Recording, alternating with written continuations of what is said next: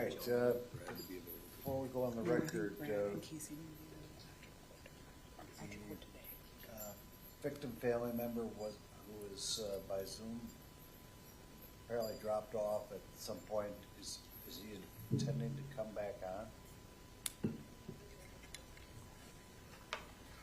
We are not aware. We have made him aware of the link, and it's our understanding he is connecting at the library. So we don't know if he's coming back on. All right, so can we go ahead? I think that, yes, we can proceed. Okay. He knows what time the court was supposed to start back up, and that he needs to be back on, ready to go when the court's ready to proceed. Very good. All right, let's go back on the record. Anything before we bring in the jury? So just sort of housekeeping as far as schedule. We did pick a jury faster than we anticipated. So two of our sort of citizen witnesses, Robin Reels and attorney David Lang, are not available today. So the people that are available are Jason Bake, Diana Free, Heather Doherty, and Katie Gordon, correct? Not Katie. I'm sorry. So Jason Bake, Diana Free, and Heather Doherty are the three citizen witnesses that are available today. Obviously, Captain Bake is not a citizen witness, but if we get through those three people, that's all we have available today. We will be ahead of schedule, though, as far as our schedule is concerned. So we can break after that, I understand, and we'll be, after that, it's all law enforcement moving forward, and there will not be a situation where we get to the end of the day and someone's not available to fill in testimony. So, All right. That's the trial life. Thank you. Let's get as much done as we possibly can today. There's nothing wrong with being ahead of schedule. I could take a peek also at those end limbs to see if there are any issues after we're done with witnesses today. We can address that. oh, Also, thank you, Your Honor, and court security for providing us with a room. We have it. Thank you. And lastly, for opening, can we move the podium? Are we free to move around the well?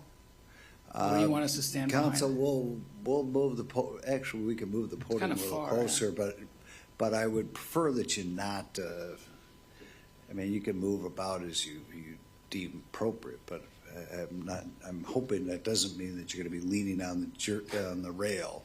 No, not for opening anyway. There you go. All right. Bring in the jury, please. And just a reminder, we're going to all remain seated.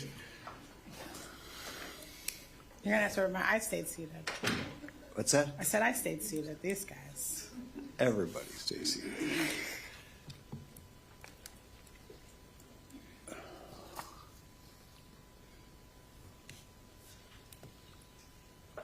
I'm gonna put a post-it note. Stay seated for the jury.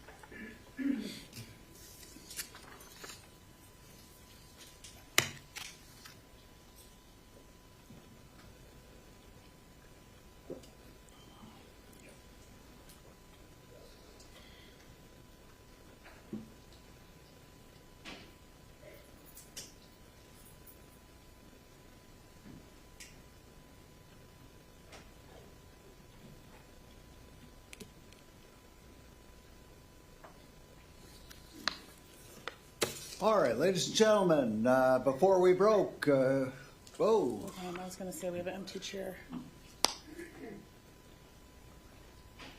There you go. 2.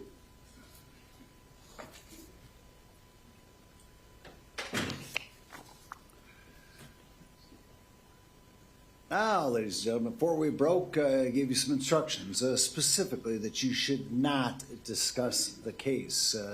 Is there anybody who did not? If you did not comply with that instruction, please raise your hand. Before the trial begins, there are certain instructions you should have to better understand your function as a juror and how you should conduct yourselves during the trial. Your duty is to decide this case based upon the evidence presented and the law given to you by this court. Anything that you may see or hear outside the courtroom is not evidence. All people deserve a fair trial in our system of justice, regardless of their race, national origin, religion, age, ability, gender identity, sexual orientation, education level, income level, or other personal characteristics. You must be careful to evaluate the evidence and resist any urge to reach a verdict that is influenced by bias for or against any party, witness, or attorney. Personal opinions, preferences, or biases have no place in the courtroom, where our goal is to treat all parties equally and to arrive at a just and proper verdict based upon the evidence. Do not begin your deliberations and discussions of the case until all the evidence is presented and I've instructed you upon the law. Do not discuss this case among yourselves or with anyone else until your final deliberations in the jury room. This order is not limited to face-to-face conversations. It also extends to all forms of electronic communication. Do not use any electronic devices such as mobile phones, computer, text, or instant message, social networking sites to send or to receive information about your experience as a juror.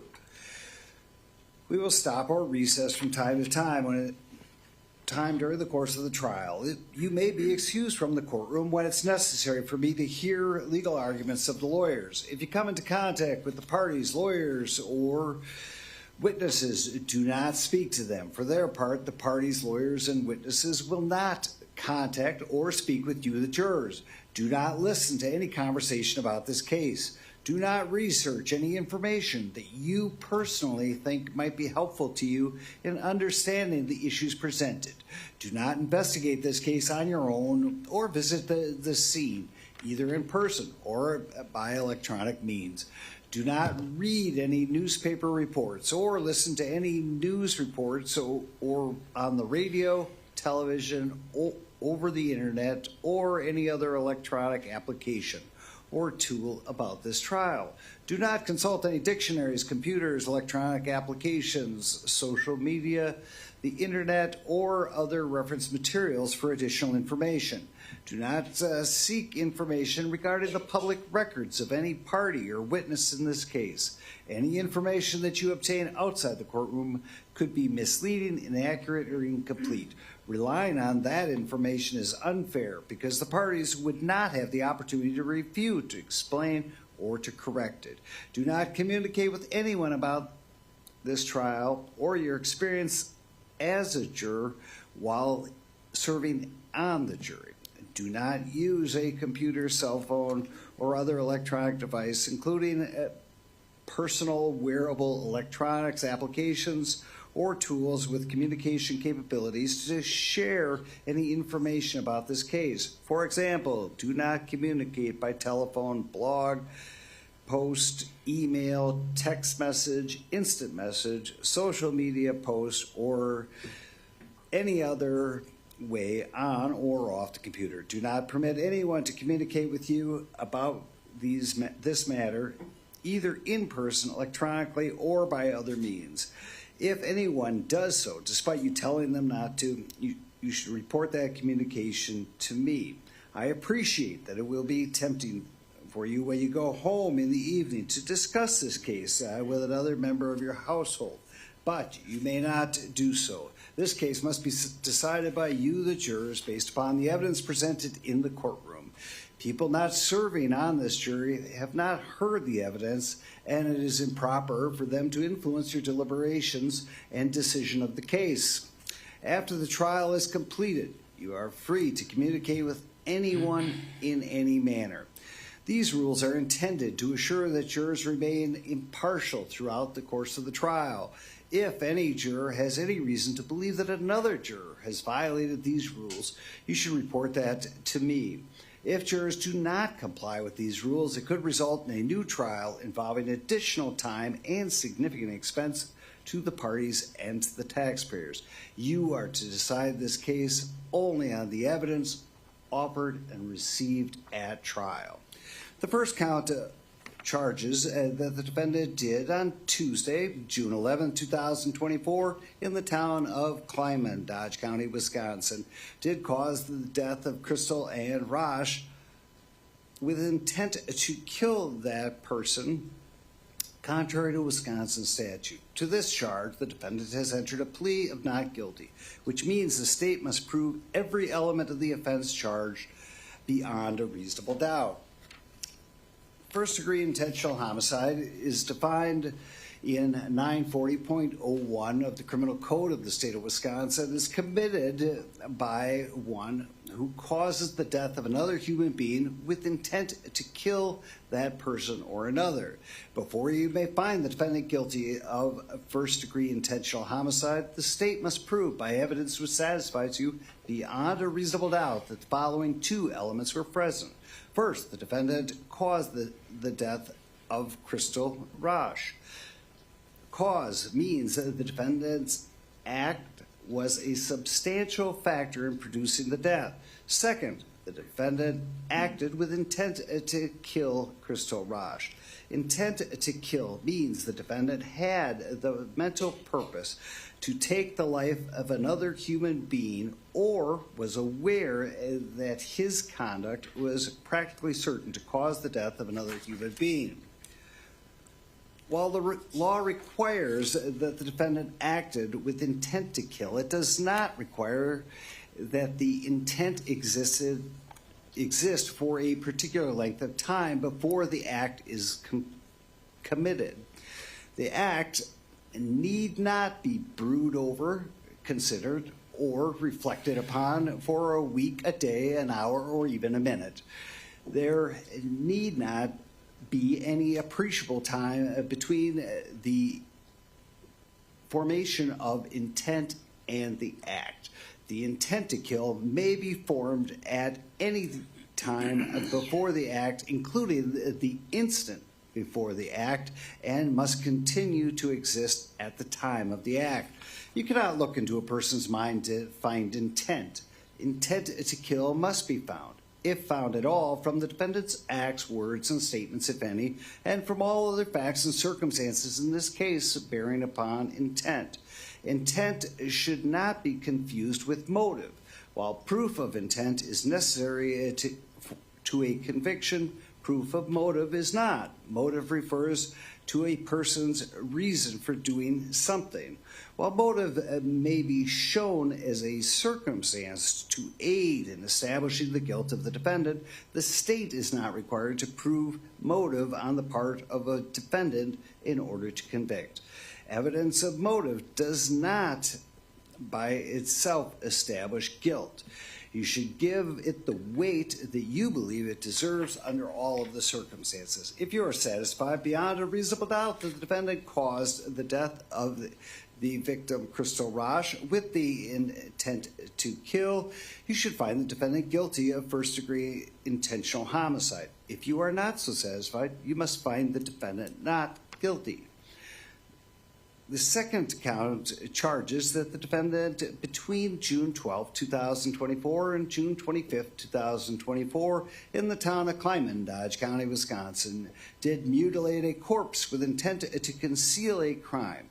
This in violation of Wisconsin statute.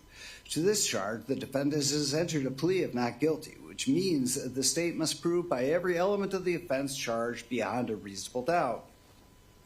Section 940.11 sub 1 of the Criminal Code of the State of Wisconsin is violated by one who mutilates, disfigures, or dismembers a corpse with intent to conceal a crime or to avoid apprehension, prosecution, or conviction for a crime. Before you may find the defendant guilty of this offense, the state must prove by evidence which satisfies you beyond a reasonable doubt that the following two elements were present. First, the defendant mutilated a corpse. Second, that the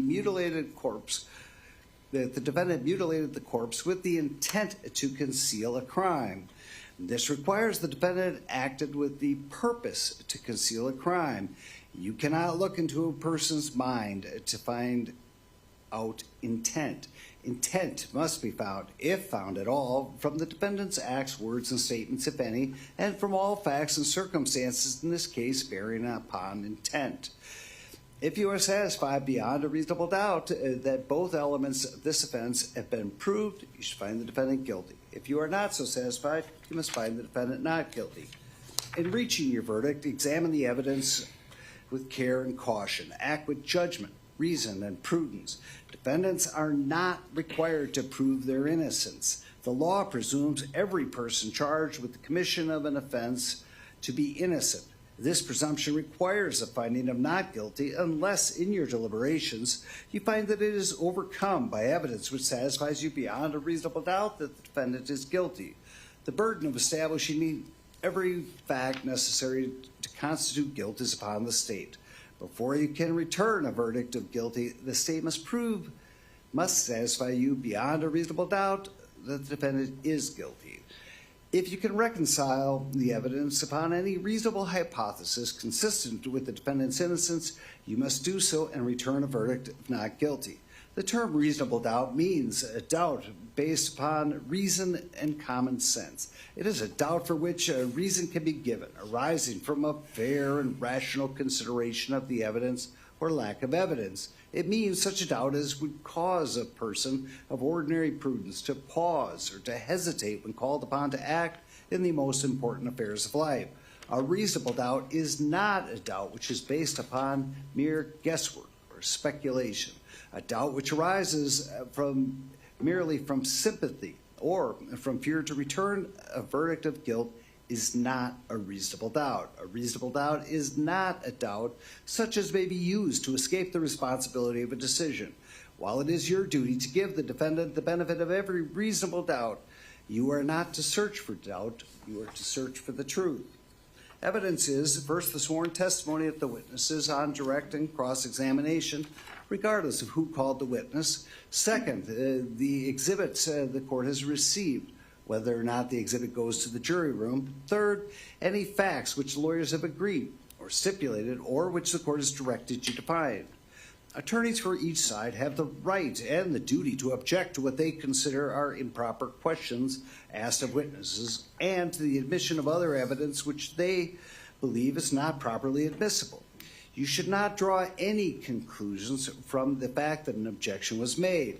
By allowing the testimony or other evidence to be received over objection of counsel, the court is not indicating any opinion about the evidence.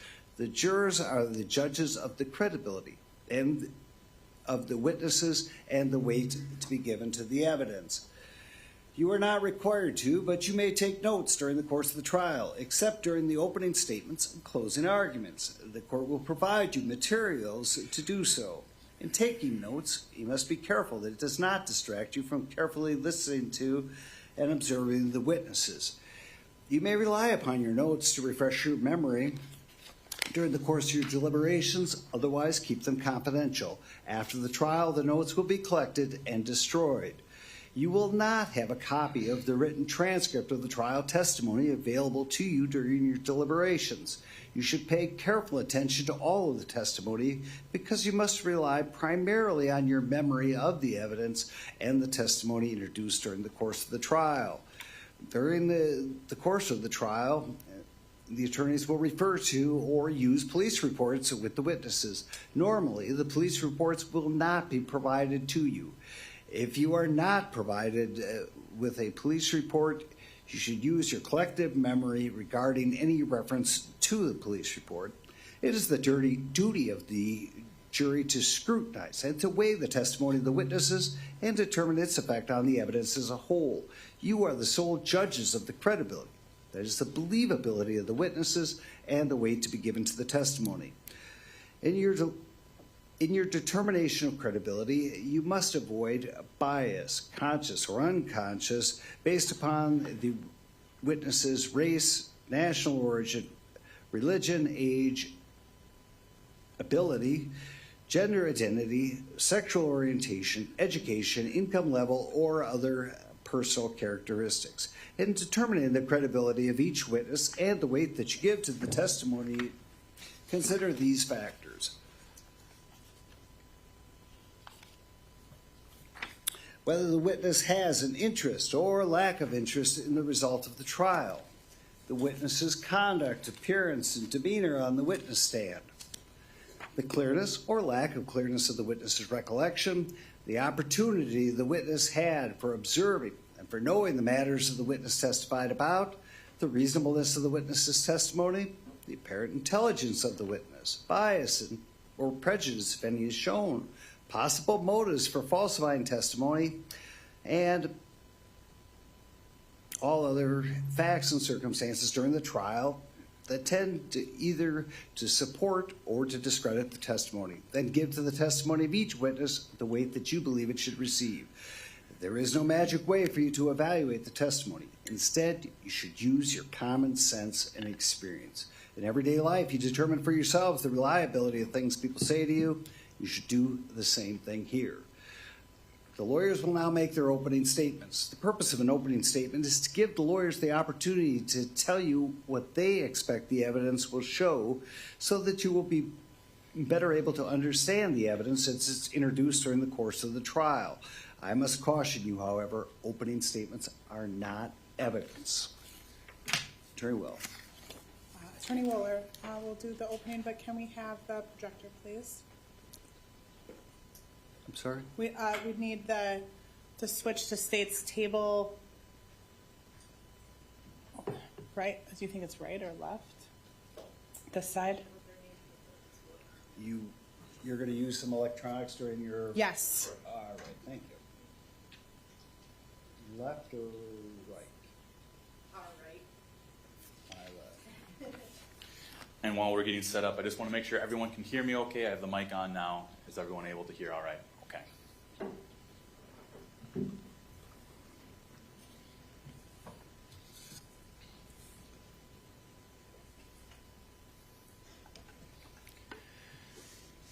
Good afternoon, everyone.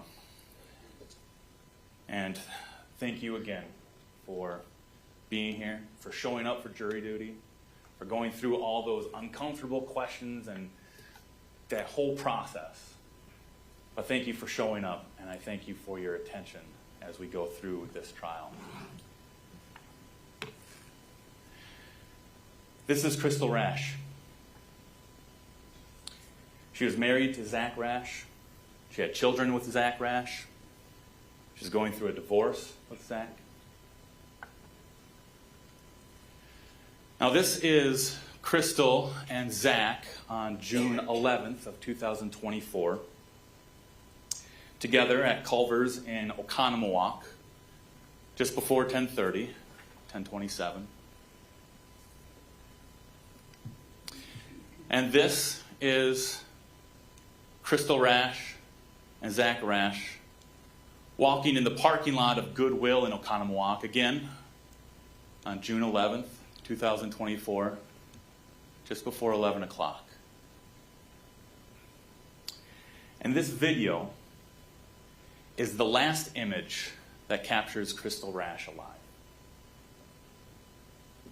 As Crystal walked alongside Zach on that June morning, Crystal was a dead woman walking. The man beside her, her husband, Zach Rasch, is the man who killed her. That is what this case is about. Crystal was a woman who was alive, who had children, who had a future, who had plans, and who was last seen alive with the defendant, Zach Rasch. The evidence will show that in June of 2024, Crystal Rasch was not a woman preparing to disappear. She was not preparing to abandon her children, to give up on the divorce. She was not preparing to abandon the life that she was trying to build for herself. You will hear that a divorce was filed between Crystal and Zach, but you'll hear that Crystal was positive, optimistic about that, optimistic about her future. You'll hear that she was trying to become more independent, including working towards having her own place. You will hear that though her children were not in her custody, that though there was a pending termination of parental rights, both for her and for Zach, that she was continuing to maintain that relationship with her kids. And that she had every reason to believe that that relationship would continue. You'll hear that she remained involved with her children. She maintained regular visitation. She regularly communicated about them. She was not a woman fading out of her own life, but a woman still trying to hold on to the parts that mattered most. You will hear that she was hopeful, that she was making plans, that she was moving forward. And then all that stopped. Crystal disappeared. Here's a calendar for reference, as we're going to be talking a lot about dates. On June 10th, you'll hear that Heather Doherty, the foster parent for Crystal's children, received a message that Crystal would miss that next day's visit with her kids. You'll hear that Heather responded and sent Crystal photos of the kids, including a photo about one of the children's kindergarten graduation, but that Crystal never responded to those pictures, never commented on them. And that was extremely unusual for Crystal, to not comment about pictures sent to her about her children. And in fact, you'll hear that Heather never heard from Crystal again. And from that point forward, the evidence will show that everyone in Crystal's orbit, stopped hearing from Crystal. Jumping forward now to June 23rd. On June 23rd, Crystal Rasch is reported missing. The call first goes to patrol to look into it. Patrol Deputy Zachary Kukan is dispatched. He first speaks to Diana Free, Crystal's stepmother, and the person who made the missing persons report. And he starts trying to determine where Crystal might be, who was the last person to hear from her. You will see Deputy Kukan makes contact then with the defendant on his property outside his residence on Wood Road in the town of Kleiman. And you will see Deputy Kukan's squad and body camera capturing that interaction. And I just ask you guys to watch that carefully. When Deputy Kukan arrives, the defendant does not simply walk to the law enforcement officer in the squad to speak to him. Instead, you will see him come from the area that we will eventually learn is in the area of a burn pit. And he goes to a vehicle, closes the trunk, and then, and only then, does he go and speak to Deputy Kukan.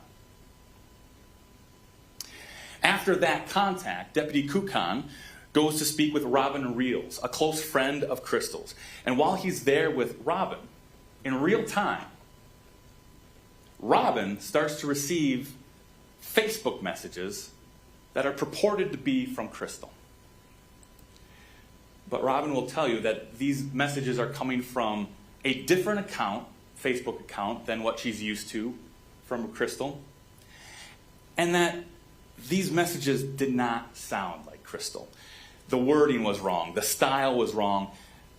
And whoever was sending these messages wouldn't do the one thing that would have proved that it was Crystal, which is get on the phone, get on video, and show themselves.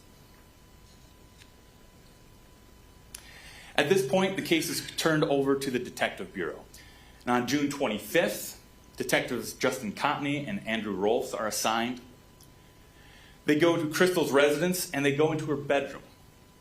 And there they find her calendar. like a month calendar similar to like this. And that catches their attention because that calendar, that month of June, has appointments, whatever, what have you, written out on it. And each day is crossed off. Up until June 9th. Every day is crossed off until June 9th and then nothing. So investigators begin tracing Crystal's financial activity. They contact her bank and they obtain her debit card transaction information. And they see that transactions from Crystal Rasch's debit card take place after Crystal has effectively disappeared from her life. So they begin pulling surveillance of those transactions. They begin sort of working backwards. One of the first surveillance videos that they look at is from Menards in Beaver Dam on June 23rd. The same day, earlier in the day, that Deputy Kukan made contact. And what do they find? Not Crystal, but the defendant. The evidence will show that the defendant used Crystal Rasch's debit card to purchase, on that date, from Menards, 6 32-ounce bottles of Santeen drain cleaner, which is highly concentrated sulfuric acid. Continuing to look into this, the investigators learned that on June 22nd, the day prior, the defendant used Crystal's debit card, this time at Menards in Johnson's Creek, for 2 32-ounce containers of that same drain cleaner. The evidence will show that the defendant used Crystal's debit card several other times and places during the month of June after Crystal had effectively disappeared. On June 16th, at Blaine Farm and Fleet, Ace Hardware, and Walmart in Watertown. On June 18th, Quick Trip and Walmart in Beaver Dam. On June 19th, at Walmart in Watertown. On June 20th, at Blaine's Farm and Fleet and Quick Trip in Watertown. On June 22nd, at Speedway and Walmart in Watertown. On June 23rd, at Walmart and Quick Trip in Beaver Dam. And you will see evidence that some of those transactions involved purchasing cleaning products, stain remover, upholstery cleaner, seat covers, air fresheners, and drain cleaner. And some were simply just ATM cash withdrawals. But the evidence will show one fact that runs through all of those transactions. Crystal is not there. She's not in the videos, the surveillance videos. She's not in the vehicle in the parking lot. She's nowhere in sight. The defendant is alone, using Crystal's money. Now, at this point, investigators seek and obtain a search warrant for that Wood Road property in the town of Clyman, Dodge County. And that search warrant is executed on June 26th. Inside the residence, law enforcement finds several receipts connected to some of those debit card transactions among the defendant's property. They locate a large amount of cash, and they locate a 9mm Taurus handgun and a holster. Outside in the property, they find multiple burn areas and hone in on one of them, and there they find a tooth and a bone fragment known as the Petrus Pyramid. Now, you'll hear from a forensic dentist, Dr. Legros, that the tooth matched known dental records for Crystal Rasch. And you'll hear testimony explaining what the Petrus Pyramid is, a dense part of the bone at the base of the skull, from which DNA can sometimes still be recovered, even after burning. You'll hear that Petrus Pyramid was sent to an outside lab, and a DNA profile was developed from that bone, and that DNA profile was consistent with the DNA profile developed for Crystal Rasch. Now, at about the same time as this investigation is going into this Wood Road property, law enforcement is also tracing the movement of the defendant, his defendant's vehicle, through flock camera information, which shows that that vehicle traveled towards the Wisconsin Dells area. Detective Cotney learns that the defendant's family has property in Adams County towards the Dells. Investigators determined that the defendant traveled to Adams County on June 24th, the day after Deputy Kukan first made contact with him.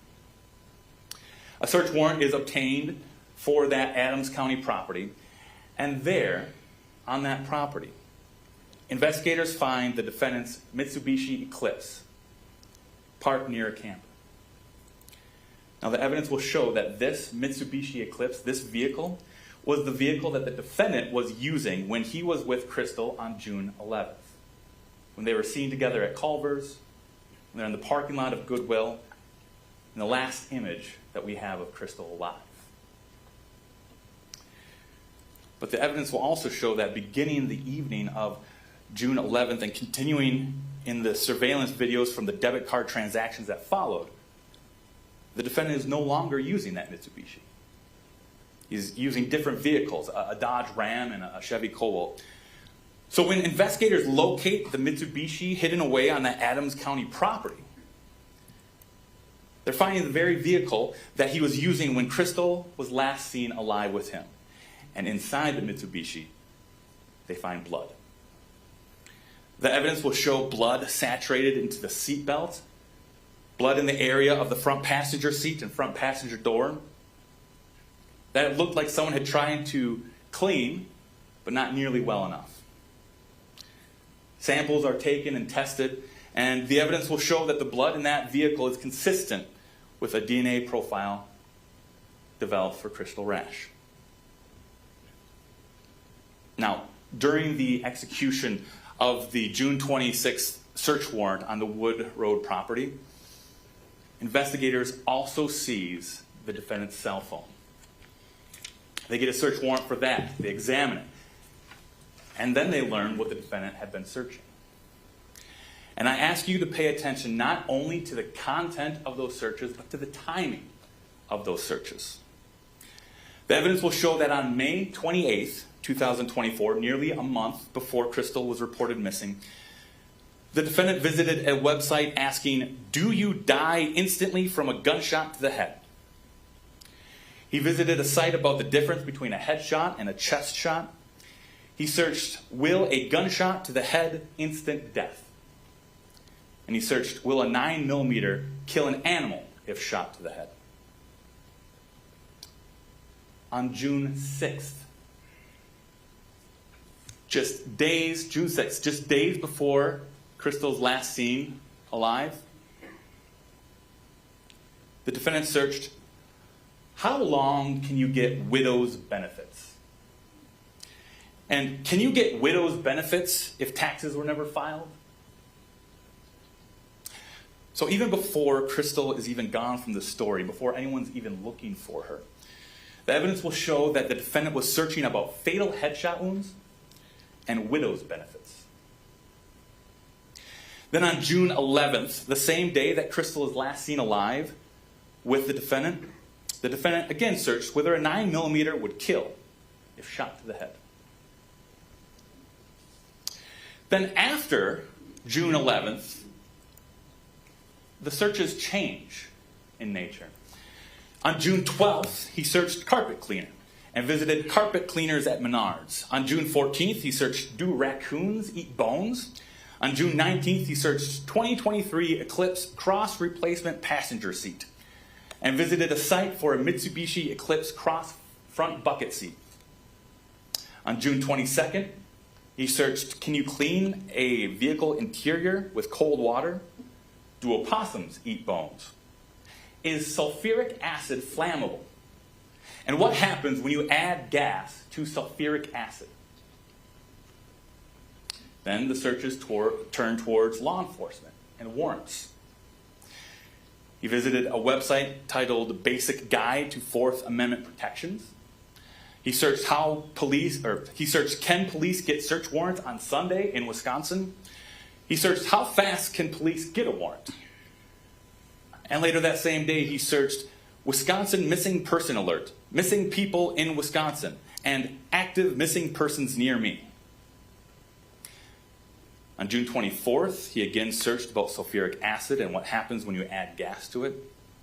And on June 25th, he returned yet again to searches for Wisconsin missing person alert, active missing person near me, and missing people in Wisconsin. So the evidence will show a progression. Evidence will show that before Crystal disappears, the defendant is searching about fatal headshots and widow's benefits. After Crystal is gone, he is searching about cleaning, bones, replacing parts of a vehicle, sulfuric acid, how quickly police can get a warrant, and about missing persons alerts. Then months later, on October 24th, law enforcement returns to that Wood Road property with another search warrant to conduct another, more thorough search of the property. And they search an area near the original burn pit that had not been searched thoroughly the first time. And there they recover additional bone fragments, among them ribs, mandible, tooth material, and another petrous pyramid. And before the end of the state's case, you will hear the defendant's own words. You will hear his interview with Detectives Cotney and Rolfs. And when you hear that interview, I again ask you to listen carefully. Because the evidence will show that Detective Rolfs repeatedly pushed the defendant with the essential question, what did you do to her? And the defendant's answer over and over wasn't an answer to that question at all. Simply, I don't know where she is. I don't know where she is. I don't know where she is.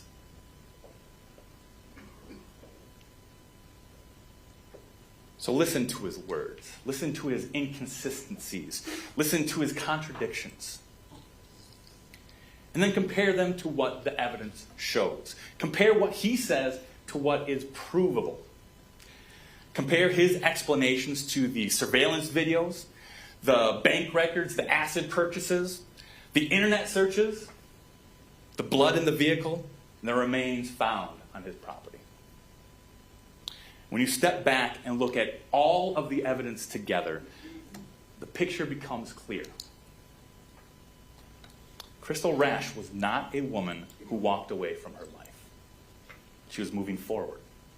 She was pursuing a divorce. She was hopeful about the future. She was staying connected to her children. Then she disappeared. After she disappeared, false messages appeared in her name. The defendant used her debit card. He bought sulfuric acid. He bought cleaning supplies. He withdrew cash. Before she disappeared, he searched about headshots and widow's benefits. After, about acid, bones, cleaning out a vehicle, and how fast police can get a warrant.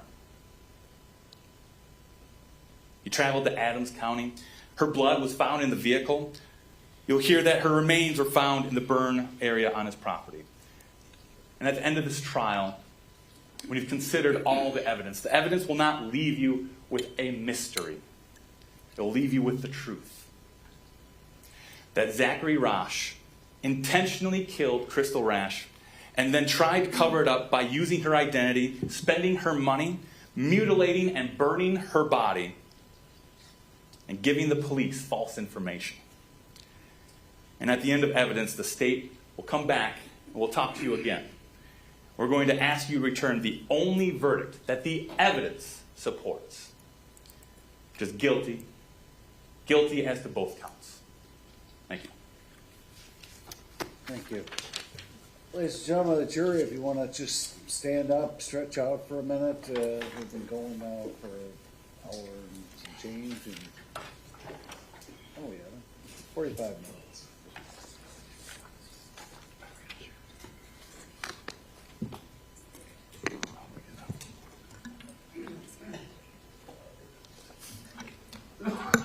All right, we're done.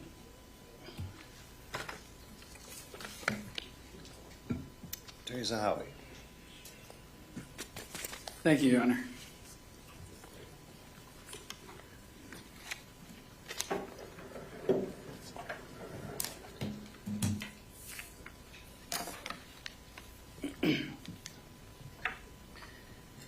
This case is about a young woman who, while handling a firearm, in front of Mr. Rasch, discharged it, and tragically killed herself instantly. And to make matters worse, Mr. Rasch believed that he would be blamed for her death, as it was his firearm and the divorce that was pending. He panicked and made a series of incredibly poor decisions. He lied to his friends and family. He raised suspicions. He was targeted by law enforcement. And eventually he was prosecuted for her death. The government is attempting to turn the tragedy of Crystal's death into the travesty of prosecuting Mr. Rasch for her death. And at the end of this case, my partner, Merle Josty, will come before you and ask you to end it once and for all. So how did we get here? So on June 8th, Zachariah Rasch picked up Crystal Rasch from Kleiman. And they were going through a divorce at the time. They had a divorce trial, a divorce hearing set for August of 2024. And by and large, it was going to be the end of their marriage. But they still spent time together. They had children together, and from time to time, they spent time together. And on this weekend, beginning on Saturday until the following Monday and Tuesday, they spent time in Adams County, near Wisconsin Dells, where his grandmother has some trailers on a property there in the woods that's frequented by all the family members. And they spent time together. They behaved as a couple. They went down to the Wisconsin Dells in town, spent time there, eating, enjoying the Dells. But there was one thing that was looming. That's always been looming. In fact, it's been looming for the past 5 years. And that's the children that they have together are not with them. The state of Wisconsin has taken them away.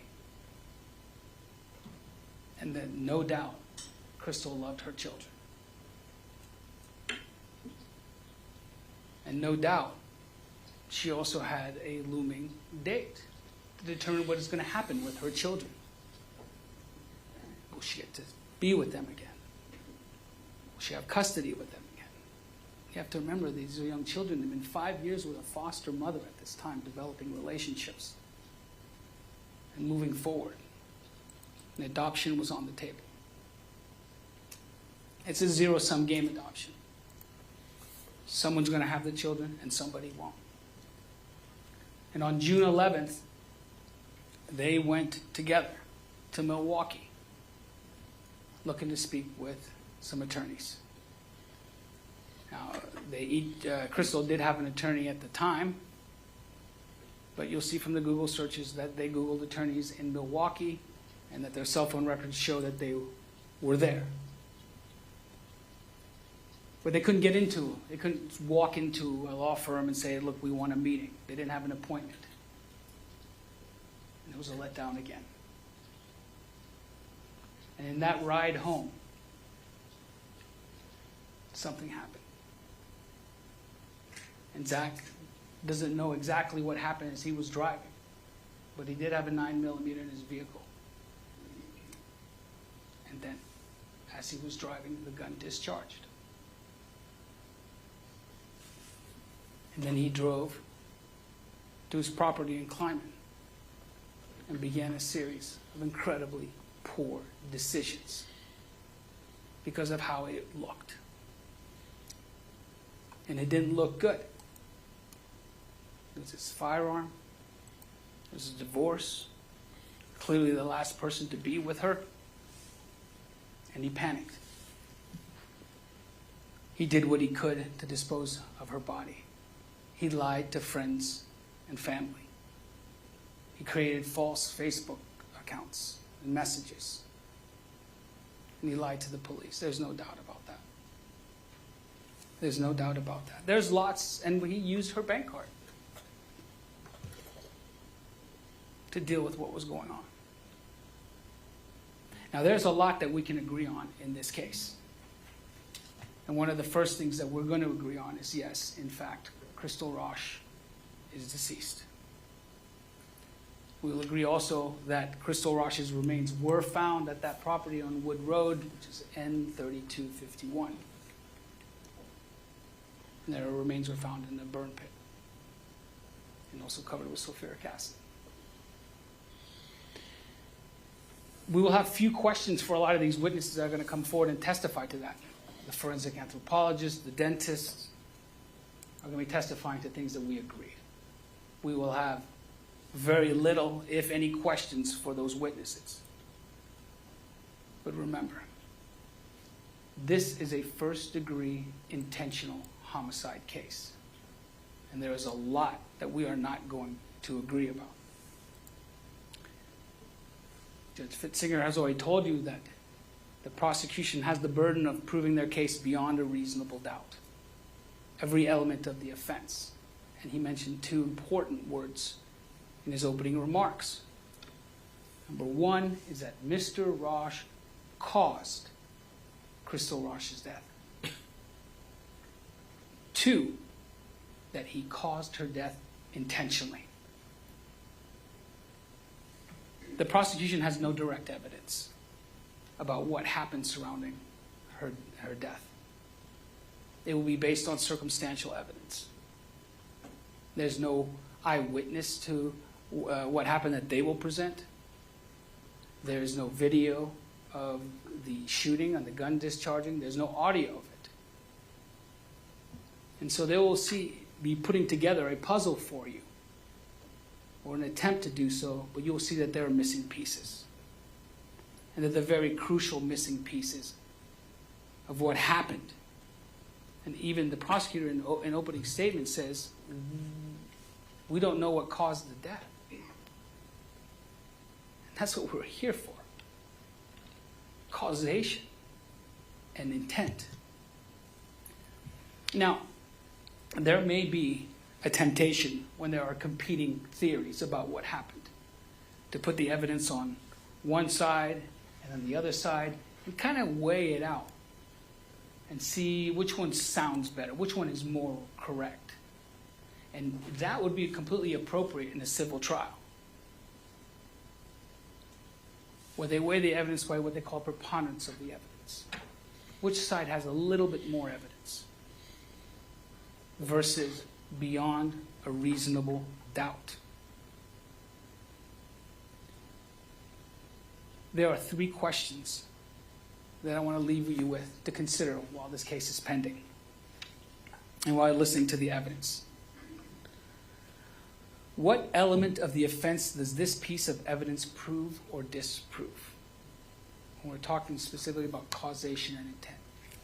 When the witnesses are testifying on what does it prove and disprove. Number two, can the prosecution rule out that Crystal Rasch shot herself? And if you are left with any lingering questions surrounding the cause of death, ask yourself, are there any lingering questions? Then that's reasonable doubt. And the prosecution cannot turn this tragedy into a travesty without your permission. And at the end of this case, my partner will ask for justice. He will ask you to end this prosecution. But he can only do it with each and every one of you. And he will ask for the only verdict that is supported by the science and the evidence. And that's a verdict of not guilty on the homicide charges. Thank you.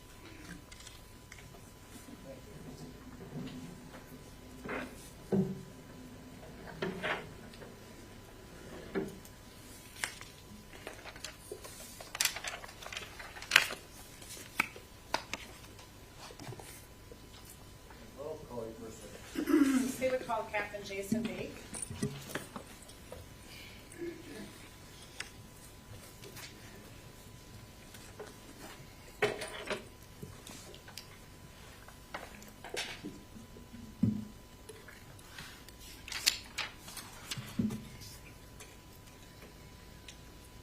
Round it up, be careful on the ramp when you get to the top, once you stand over Do you swear to tell the truth, the whole truth, and nothing but the truth to help you God? I do. See that? Pull that microphone up. Speak directly into it. Good afternoon. Could you please state your first and last name and spell both? Jason Bake, first name Jason, last name Bake, Boeck. How are you employed? I'm employed as the operations captain at Dodge County Sheriff's Office. How long have you worked for the Dodge County Sheriff's Office? 25 years. And what does that mean, operations captain? So I'm in charge of the overall operations of the Sheriff's Office to include oversight of the Patrol Division, Detective Division, and our Communications Division. How many captains are at the Sheriff's Office? There are two captains, myself, and we have a jail captain who oversees jail operations. And then who in a supervisory rank is above you? Sheriff Schmidt, duly elected official, and Chief Deputy Enright would be the two above me. So you're number 3 in the sort of chain of command at the Sheriff's Office, correct? That's correct. Now, are you aware of an incident that occurred, I guess I should say, a call that came in to the Sheriff's Office on Sunday, June 23rd, 2024, regarding a missing person? Yes, I am. And what was the name of that missing person? Crystal Rasch. Okay, I'm going to show you Exhibit 1.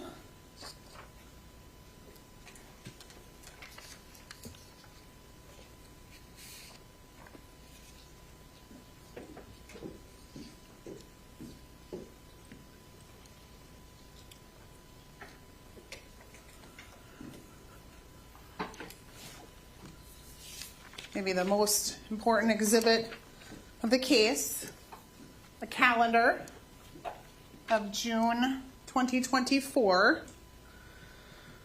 Does it appear to be an accurate calendar of the month of June in 2024? It does. I'd just like to show that to the jury. So the 23rd was what day of the week? That was a Sunday. And who receives that call? Dodge County Dispatch Center.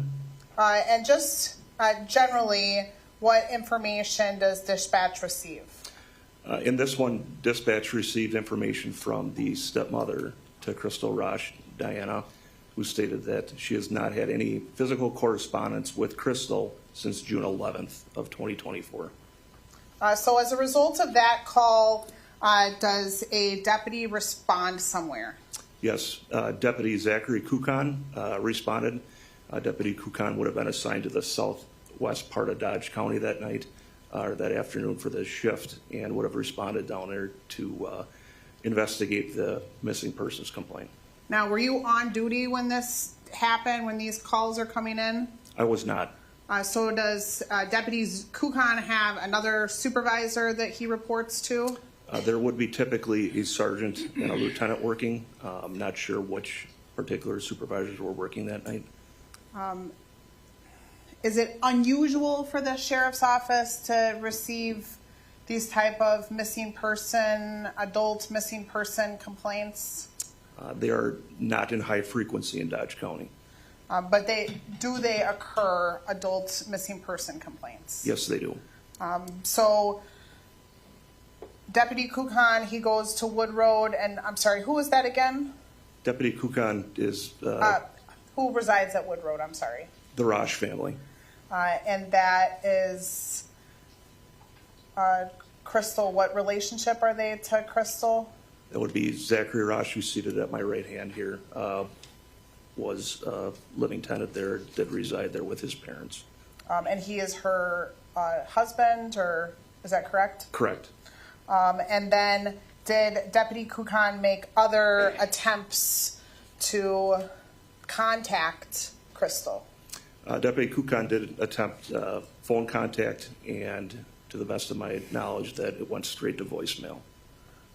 So that evening, are you aware of anything that happens on, well, let me ask you this. Does the sheriff's office have an online tip submission program?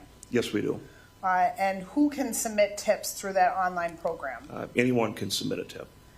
And so that evening, were there any tips that came in regarding Crystal Rasch? There was a tip that came in from Crystal Rasch's email address that was later learned was her email address, stating that she was fine. And based on that email and some of the other information that Deputy Kukan received, what happened on Monday? So we got together as a administration team. Our administration team typically works Monday through Friday. In the morning hours, we do have a briefing, and that was a point of contact first thing in the morning to discuss that case that took place. We utilized Microsoft Teams, which is a communication tool for our whole sheriff's office to use. That information was made aware through that, and also emails basically stating that there was some concern about a missing person, Crystal, and that we looked into it, discussed it, and felt that it needed immediate attention. And then on Tuesday, so the 25th, does this get assigned detectives? Correct. Initially was patrol-based, but we felt that this needed to be investigated by our detective bureau. We currently have 7 detectives along with a lieutenant, and basically we put all our resources into this from our detective division. And did you, along with an analyst from your department, prepare basically an overview of the law enforcement activities that happened on this case, a timeline of the law enforcement activities that happened on this case? Yes, we did. I'm going to show you Exhibit 2.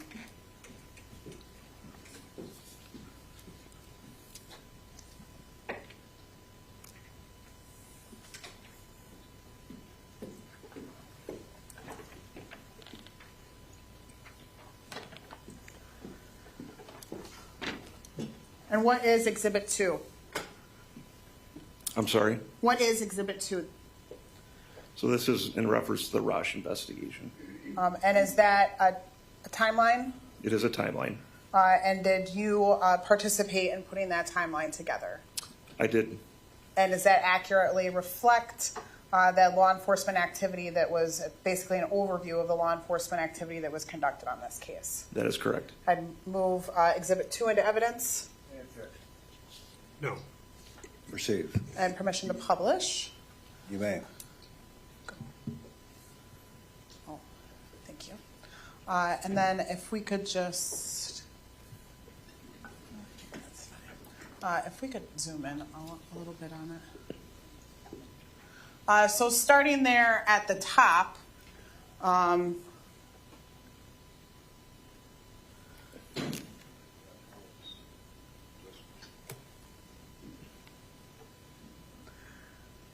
so up here, how do I do the laser thing? Like this, and then this red thing. What does this represent here in the blue? So that would be the call for service received at 5:39 by our dispatch center. That is time-stamped through our CAD system. The second one would be showing Deputy Kukan being dispatched for a call for service. And then Deputy Kukan arriving at N3251 Wood Road. That is the town of Kleiman, Dodge County, Wisconsin, and the Dodge County Sheriff's Office has jurisdiction in that area. And what is, you mentioned the word CAD. What is that? CAD is basically computer-aided reference points that our dispatch basically puts the data into a computer system that's visible to the Sheriff's Office personnel. And then do you keep a record of all of those notes? So is it are the dispatchers writing notes into a system, or is it somehow computer generated? No, they are physically putting notes in. Some of it is automated, generated, such as when a deputy would put themselves on scene and route to a call or anything like that.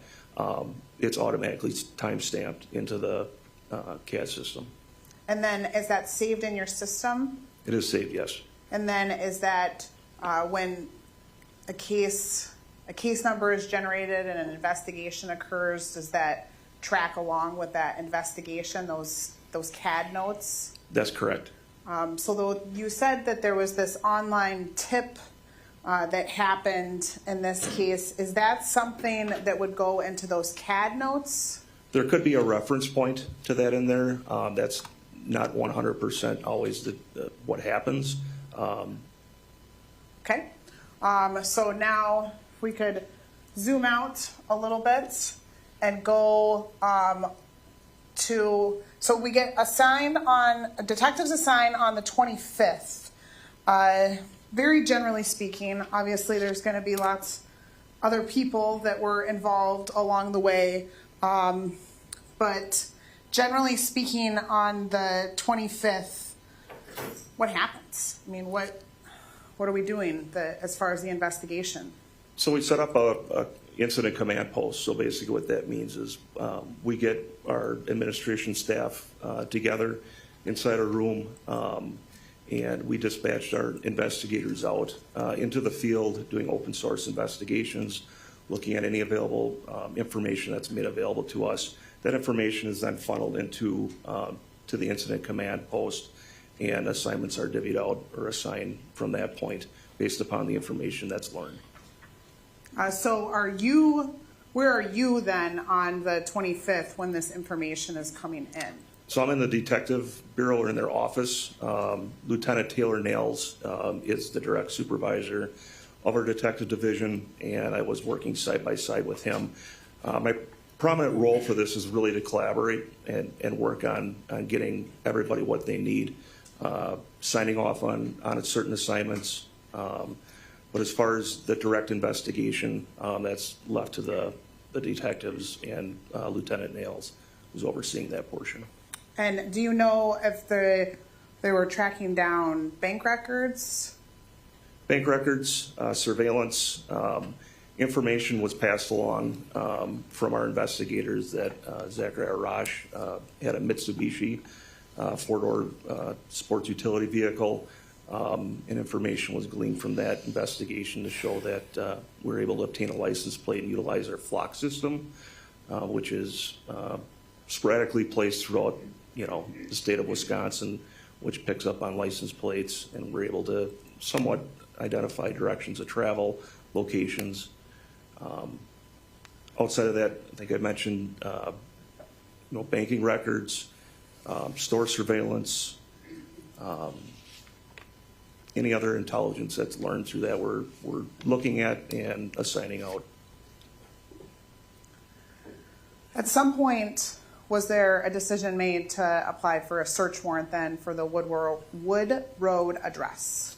That's correct. In the latter half of June 26th, with all the information that we gathered, we felt that it was necessary for us to apply for a search warrant. We worked in direct correlation or conjunction with the district attorney's office in applying for one. And so you said latter, really like very early morning hours of June 26th, so the end of the day of the 25th, early morning hours of the 26th, correct? Yeah, we were working all the way through. And then was there another residence or another property that was of interest to the sheriff's office? Investigators learned that the Rasch family had a property in Adams County, specifically 3356 9th Avenue in Springville, which is in Adams County. The Dodge County Sheriff's Office does not have jurisdiction in Adams County, so we were in direct contact with investigators in Adams County to assist us. And once that search warrant on Wood Road that was served and executed, correct? That's correct. What happened with that property? Did we just search it on the 26th or something else? So we maintained that property all the way through the 27th into the next day. That meant that we had sworn staff there on site to preserve everything at the residence and its property. And then the Adams County, were there any representatives from the sheriff's office that went up to the Adams County search warrant as well? That's correct. And then did the sheriff's office call in for any additional assistance for the search on Wood Road? The State Crime Lab. So Why does that happen, and what is their role? So their role is predominantly evidence collection, scene management, and their job is to assist us, be another resource for our agency to have outside of our sheriff's office purview. So on the 26th, was the sheriff's office able to locate Crystal Rasch? The 26th, no. Was there any indication that she was, starting first with just the Wood Road address, that she was deceased on the 26th? No. With respect to the Adams County address, was there some indication that she might be deceased? That's correct. And why was that? The Mitsubishi was located up in Adams County, and there was blood located inside the vehicle. And Adams County, was there a thorough search of that property, essentially looking for a body? Correct. So when I say thorough search, what does that mean to law enforcement? So that would take a look at outbuildings, property grid searches, which takes a lot of personnel, manpower. So Adams County took care of that portion in conjunction with our investigator who was up there by searching the property for any signs of human remains or anything of evidence, And when evidentiary value, I should say. When you say a property grid search, can you just walk me through a little bit what that means? So a grid search basically is we get an overview of the property, so mapping, break it down into sections so you do not miss anything. So typically it's smaller sections to ensure that we're properly documenting, marking. A lot of times we'll use flags to determine our points of entry throughout the furthest point so that we're not missing anything. So that's typically what a grid search would entail. And then sometimes is it just lines of people just walking the property looking for bones, a person, Correct. something like that? Correct. So as we get to the end of the day on the 26th, any, aside from the blood and the Mitsubishi, any sign of Crystal Rasch? No signs. So then moving on to the 27th, if we can move over to the timeline on that side, please.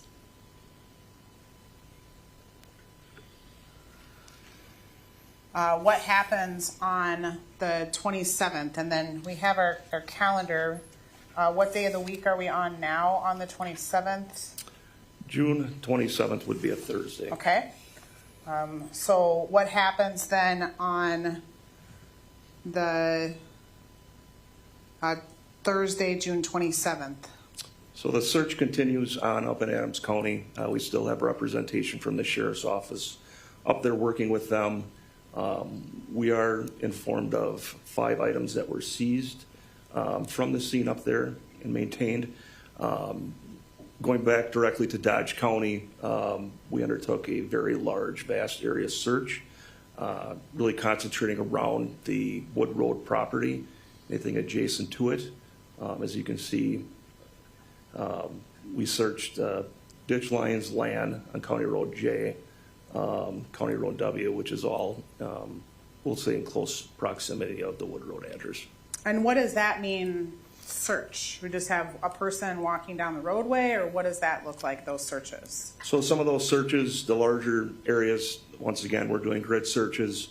Some of those where you'll see along roadways, we're searching for anything in the ditch, anything that may be possibly discarded, to include anything of evidentiary value, human remains, or anything that would pique of interest to law enforcement. Was this just the Dodge County Sheriff's Office participating in this search, or were other agencies assisting? There were other agencies. We used, under mutual aid, we brought in outside agencies due to the large volume and large scale of the search. We needed a lot of personnel, and we had to seek assistance outside of our office. And then at some point later, does the sheriff do something else? Yes, Sheriff Schmidt conducted a press conference. Purpose of the press conference was to get the information out to the public, to see if we can get any potential tips, leads, anything to include the whereabouts of Crystal Rasch, or anything that would assist law enforcement in any sort of investigation. The evening of the 27th, so this is now Thursday, any signs of Crystal? No signs of Crystal Rasch. So now moving to the 29th. We can move over to that portion of the.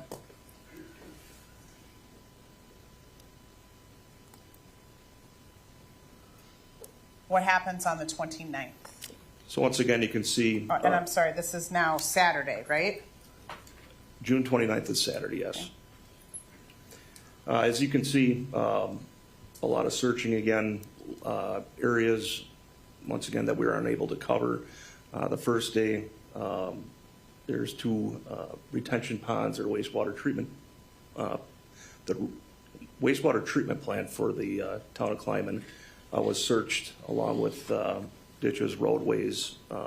Once again, we're searching for anything of evidentiary value.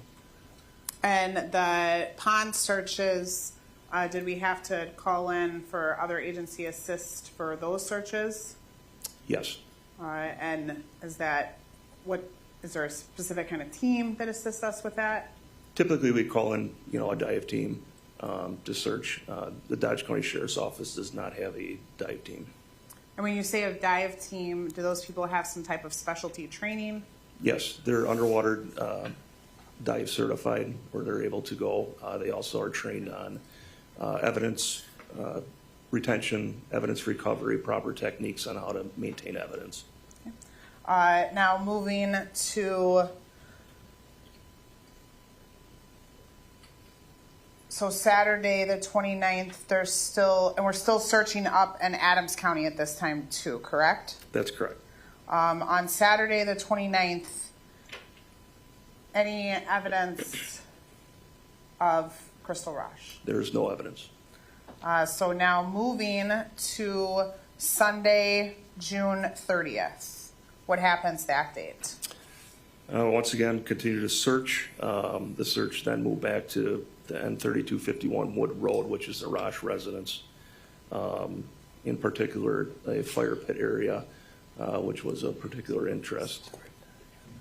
And then on the 30th, so now we're basically 1 week after that initial call came in, correct? That's correct. And what happens on the 30th? On the 30th, our investigators located skeletal remains in the fire pit. That was the first sign of anything of evidentiary value of significance in reference to skeletal remains. And when you say skeletal remains, like a whole skeleton or something else? Tooth and bones. Was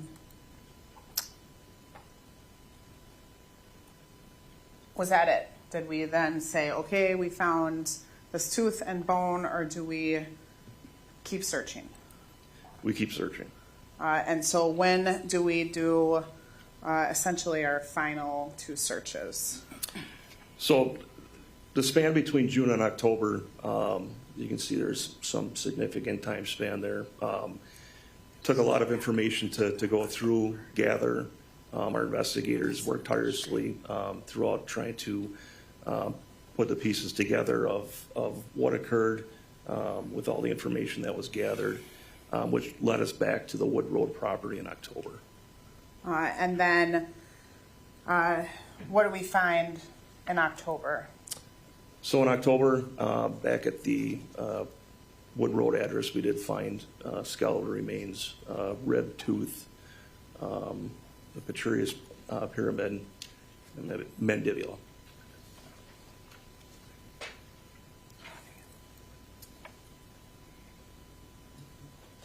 I don't have any other questions for this witness. Cross. Just a few questions. Captain Bake, it's Captain, right? Yes, sir. Thank you. You were present at the time that the search warrant was executed the first time on approximately 12:53 a.m. on June 26, 2024? That's correct. Okay. And so you were present when Mr. Rasch was taken into custody? That's correct. and you were involved in placing him under arrest? I was. And at that time, when he was placed under arrest, you would agree that he was cooperative with you? I would agree. He didn't try to run from the police on that occasion? He did not try to run. And he didn't try to fight you? No. And from that moment forward, he was taken into custody pending this investigation? That's correct. No other questions? Redirect. Nothing, thank you. All right, you can step down. Next, actually, this would be a good time. We'll take 15 minutes.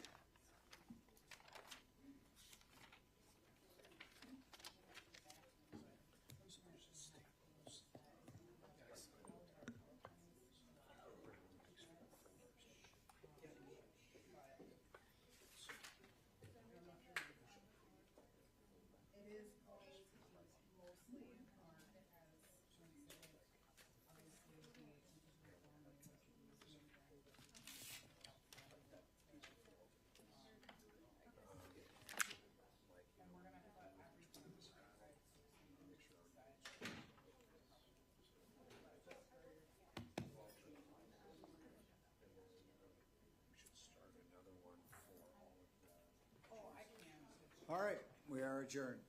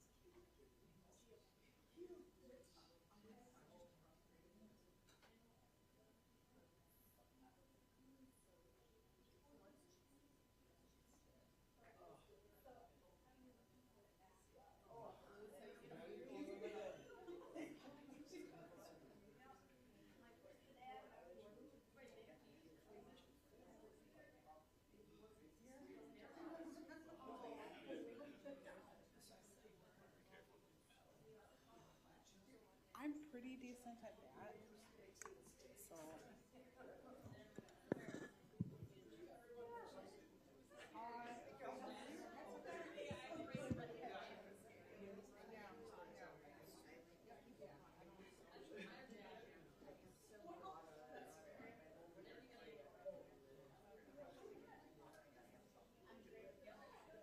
I'm assuming I can release and formally ask him if I can release capital vague. Yeah. I don't know how he's going to shut me up. So I told him under no circumstances can it be on stairs in the sheriff's office at all. Oh, the left. There's only one second shifter who can testify, and so if those guys bring on a break downstairs and have it on, that's fine. Yeah. No one I that's. mean, my detectives are great.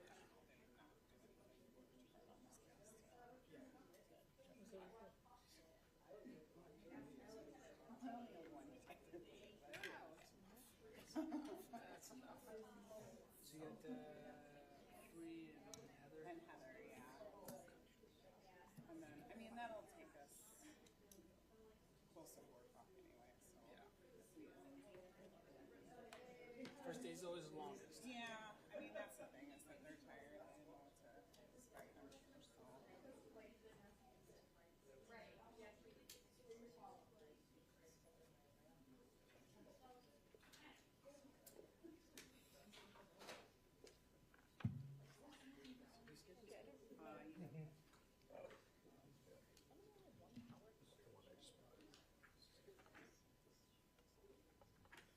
Got a great one too. No.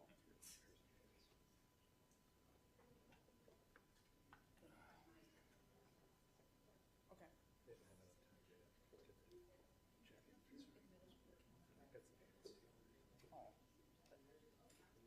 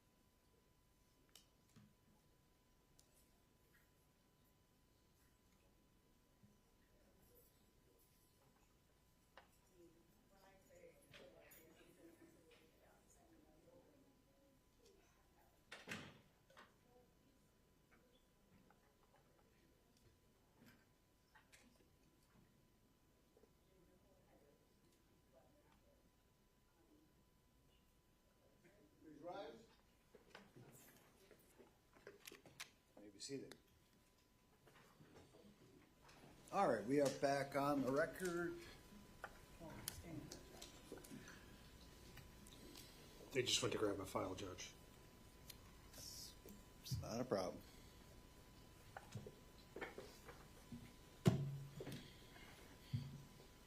All right, appearances are the same. Bring in the jury.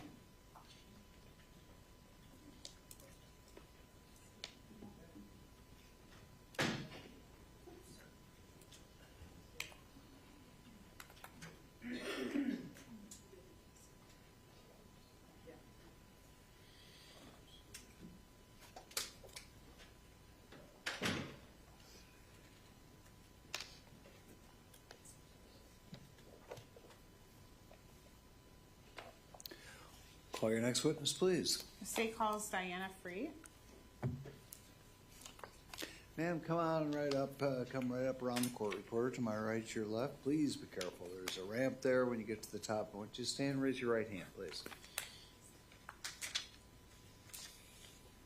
Do you swear that you will tell the truth, the whole truth, and nothing but the truth, so help you God? I do. You may be seated.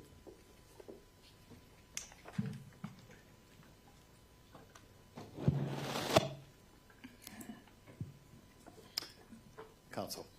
Ma'am, can you please state your name and spell both your first and last name?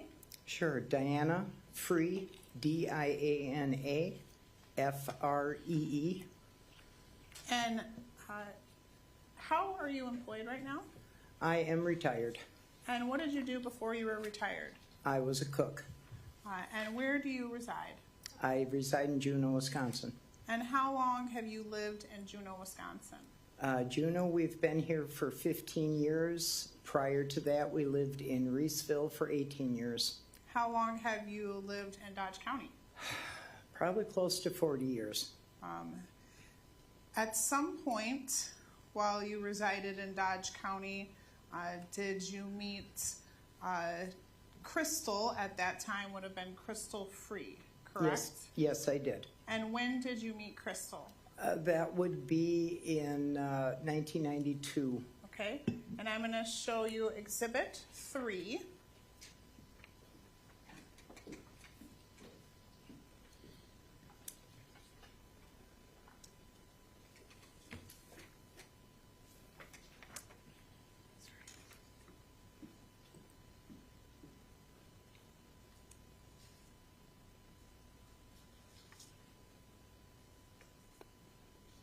There's an extra calendar there.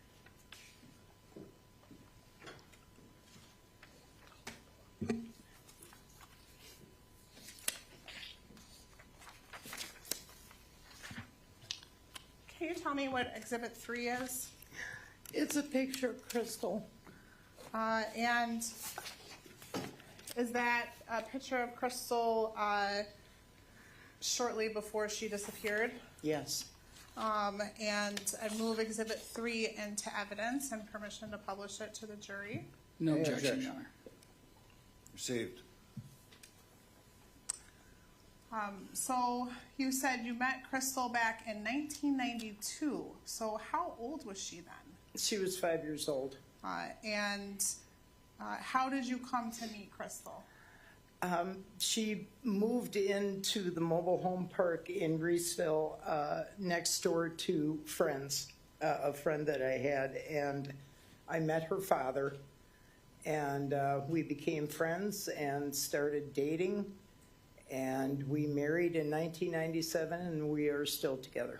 And what is her father's name? Her father's name is Dale Free, Dalefree. And does she have any siblings? Yes, she has a sister, April Lacoste, and a brother, Christopher Free. And do you know how to spell April's last name? Lacosse. And are April and Chris local, or do they live somewhere else? No, they live up in Michigan. Okay. April lives in Rapid River, Michigan, and Christopher lives in Escanaba. So in 1997, after you got married, did Crystal reside with you and Dale full-time or something else? Yes. There was a 1 year period of time, I don't remember exactly what year, but after we were married, where she went to live with her mother in Texas, but then she came back home and she stayed with us from that point on. So what is your relationship to Crystal? I was her stepmom. I was mom. So basically, was Crystal a lifelong resident of Dodge County? Yes. And where did Crystal go to school? Crystal went to school at Dodgeland. Okay, and do you know if she graduated from Dodgeland? She did graduate from Dodgeland.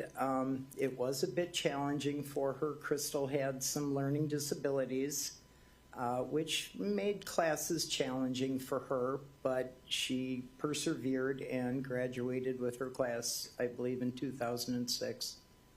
And did Crystal ever hold a full-time job? No. How did Crystal support herself? Well, we supported Crystal until she moved out of the house, and then she had applied for Social Security, I believe. Okay, so at some point, did Crystal get married to someone? She married Zach And what is Zach's last name? Rasch. And Mr. Rasch, is he in the courtroom? Yes, he is, in the white shirt. And you pointed in the direction just of the council table. You said white shirt. No. Correct, the white shirt with the tie, bald man. Thank you. And do you know, maybe not the exact year, but approximately how long ago they got married? I believe it was around 2016. I actually wasn't very happy about the arrangement. So I want to go back to Crystal's, so she received Social Security at some point, correct? Correct. And was she living independently? Did she have a budget?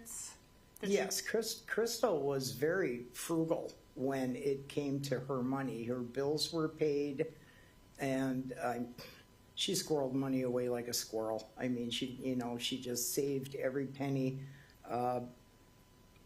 She was a very frequent Goodwill, thrift store, garage sale shopper. She often got food from the food pantry to subsidize her needs. Did she have a driver's license? Yes, she did. And a vehicle, and she owned a car. Okay. And where, in 2024, where was Crystal residing? In Kleiman, Wisconsin. In the village or township or? In the town. In town. Do you know what street she lived on? I can't remember the That's fine. names, I'm sorry. I So think it was just Main Street. Okay. I believe it was just Main Street. prior to getting married to Zach, did you see Crystal regularly? Periodically, we saw Crystal. She entered that I am 18 and you can't tell me what to do stage. So we still had contact with her, but she was hell-bent to show us she could take care of herself in the same premise. So we always had contact with Crystal, but it wasn't necessarily daily. And how, at some point, did her and Zach have children? Yes, they did. And how many children did her and Zach have together? She and Zach had 4 children. And then did she have any other children? Yes, she had 1 child prior to meeting Zach. So prior to around 26, Yes. 16. Yeah. And then at some point prior to 2024, have you been seeing Crystal less?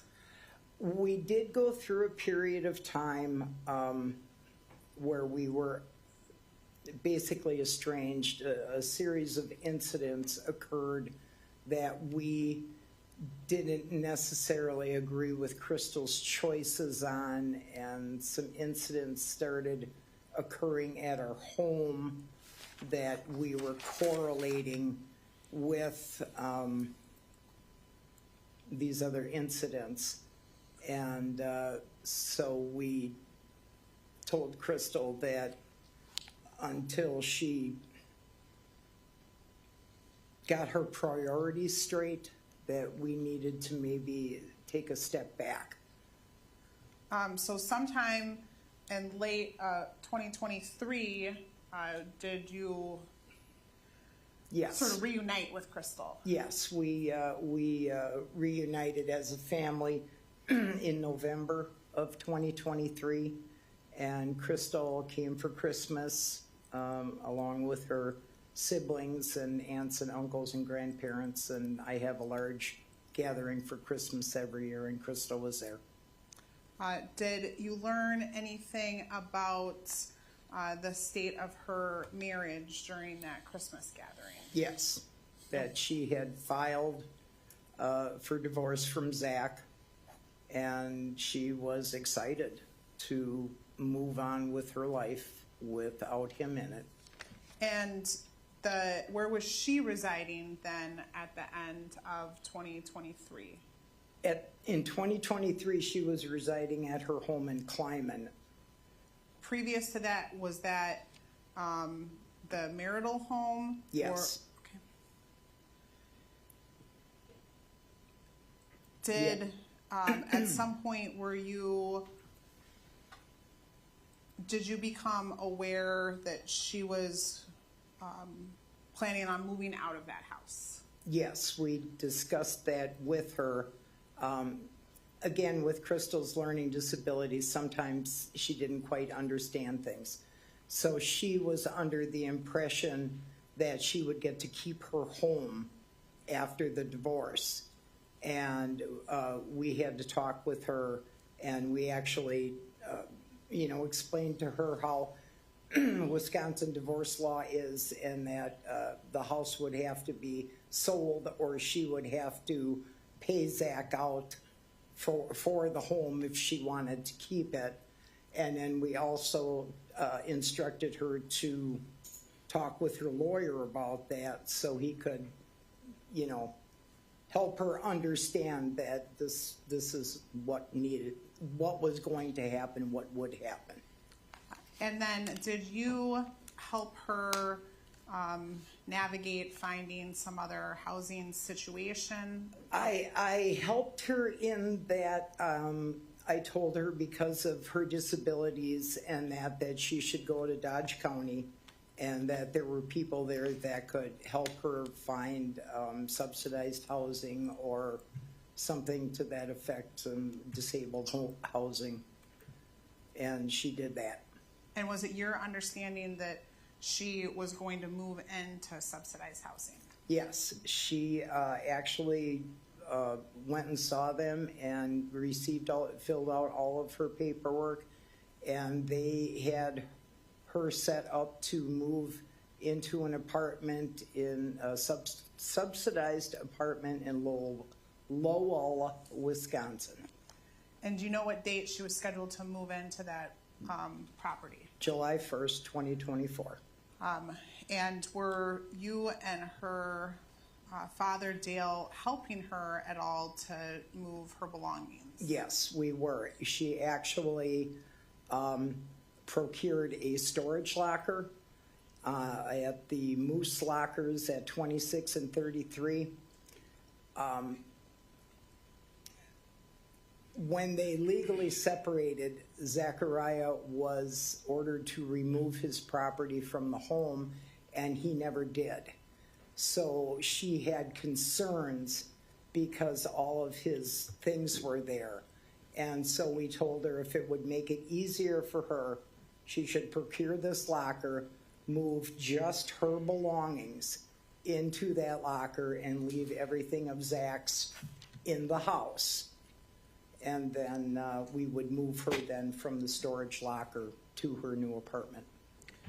With respect to the house, did you ever do anything with her to help her understand sort of the ownership and who is on the title of the house? Yes, towards the end of, beginning of May, I believe it was, and end of March, beginning of May, Mary Rasch hired an attorney in an attempt to throw Crystal out of the house, claiming that she was the owner of the home.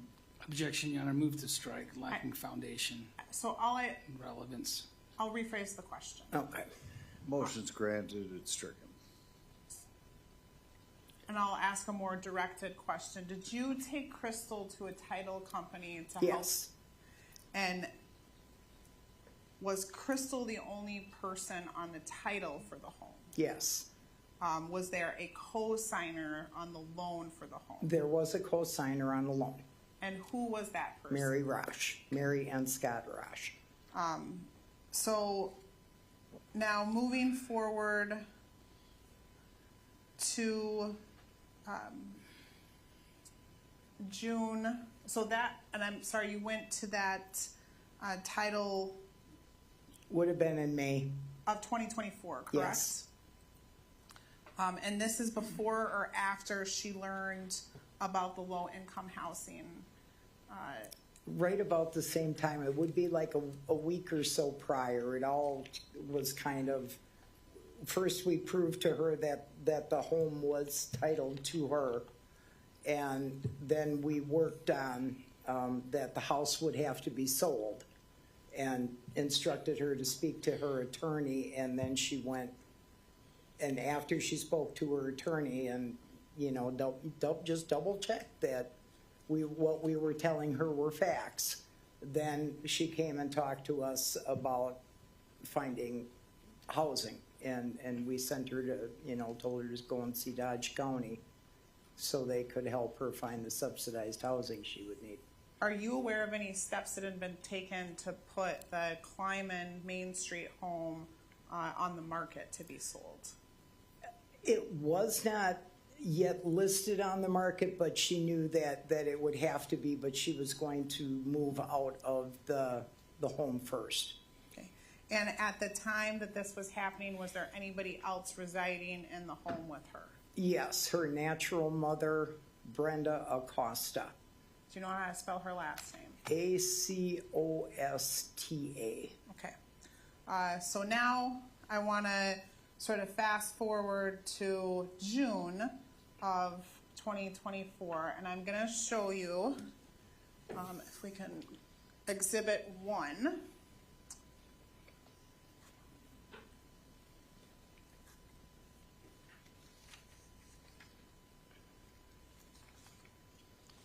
I'm not sure, did I leave it up there with?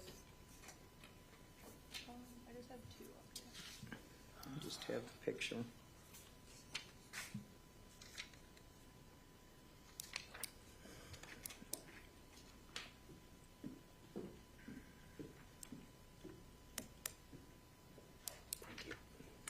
It's up on the screen too, but there's a paper copy for you. So in June of 2024, did you see Crystal at all? Yes, I did. And when did you see, when was the last time you saw her about, if you can remember? On Thursday, June 6th. Okay. And what was the nature of your interaction? Why did you see her that day, if you can remember? She came to the house. She just stopped in, which she was doing quite often during that time. She would stop to pick up boxes from us, or, you know, if she had any questions, or she would just stop in and let us know what was going on in her world. She was in the process of packing, and she had talked with us about perhaps going up to visit her sister and brother up in Michigan, and we just we didn't want to tell Crystal what to do, so we just had a conversation of, do you think you have time to do all these different things? Because she had spoke about camping. She had talked about going up to visit April, packing that she had to finish. And we just found with working with her that and talking with her that it was easier to let her make her own choice, and just said, do you think you have enough time to get all those things done? And she thought for a second, and she said, well, yeah, I probably don't have time to go and see April, because when she would go up there, she could stay longer. You know, she didn't have, if she thought she was going for 2 days, she could stay for 5. Got it. And I just didn't want her to run short of time to finish her packing and stuff. What was her demeanor like? She was so happy.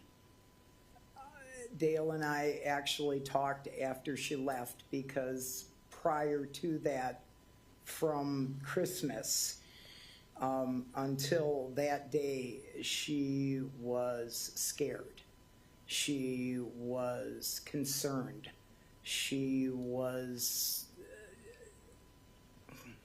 Her demeanor was just she was very anxious. She was always looking over her shoulder and jumpy, and But on June, that particular day she came and she was just excited. She was excited for the divorce. She was excited for the move. She was excited to start her life over again and be the one who's in control of her life. And it made us happy. It made us very happy to see her like that, because she had been distraught for so long before that. and so after June 6th, did you and Dale go somewhere? We left for our property on June 14th. We did talk with Crystal when she was there. Part of the reason she stopped was to ask if we would be home for Father's Day so that she could come and bring Dad his stuff. And we told her that we were leaving on Friday the 14th and we would be gone until the 23rd. But as always, we have our phones. If you need to reach us, just call. And, you know, we could be outside, but I would come in the house and check my phone several times if I was outside doing other things. So between the 6th and the 14th, you had no contact with her, right? No. And was that necessarily unusual? No. And especially given the laundry list of things that she wanted to get done with, you know, she was talking, spoke about going camping with a friend the weekend of the 8th. Okay. So then did you return from your trip to your property on the 23rd? We returned from there on the 23rd, yes. And without going too much into what other people said, when you returned on the 23rd, did you have concern about Crystal's whereabouts? Well, actually, we got a phone call from Crystal's sister April on the 20th. Okay. Asking if we had spoken with her. And I said that no, we had not, but I explained all the things to April that Crystal, had on her plate so that we weren't overly concerned because, again, we didn't speak every day. It may be a couple days a week in between. It depends on what she had cooking. And April made a comment that she hadn't talked to Crystal since the 11th, and that a friend hadn't talked to her. She said her friend from Waupun. I did not know who this person was.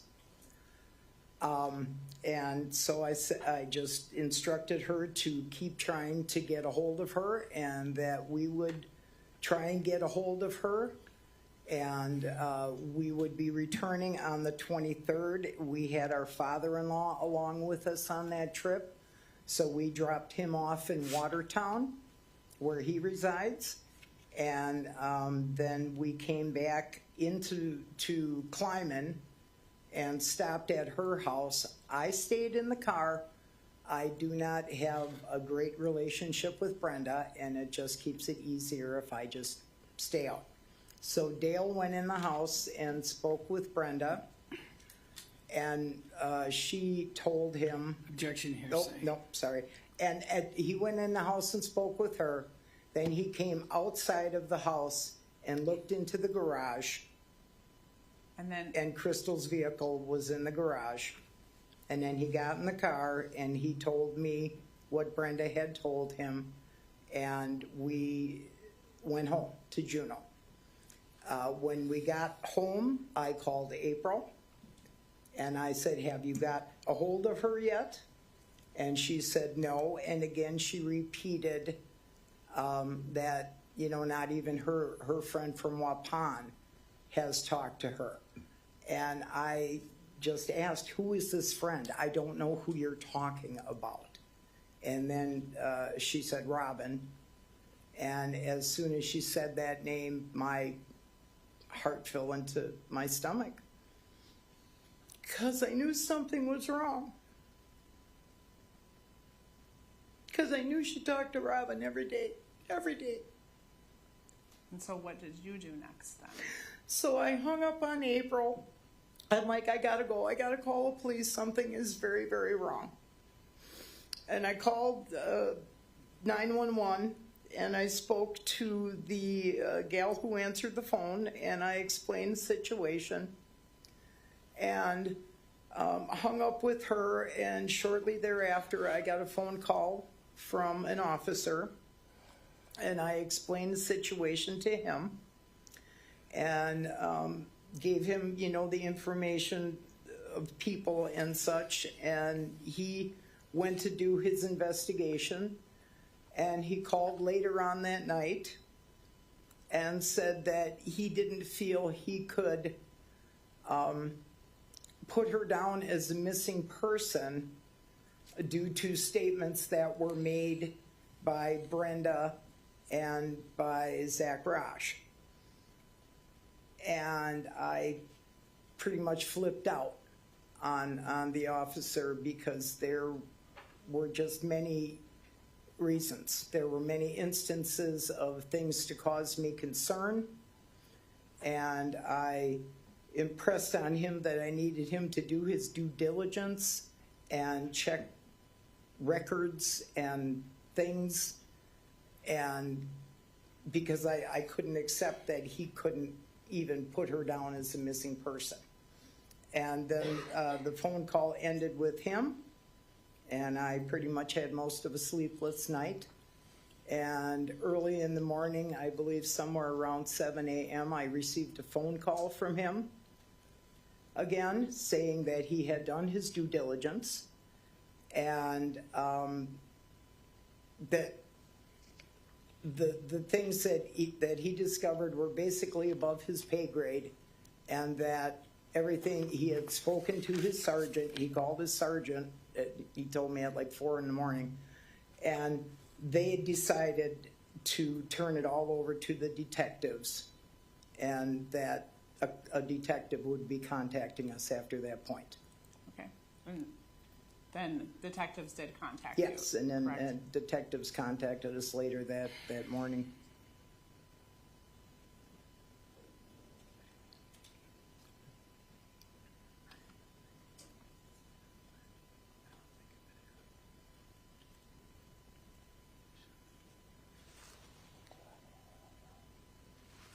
I don't have anything else for direct. Cross. Thank you, Your Honor. One moment.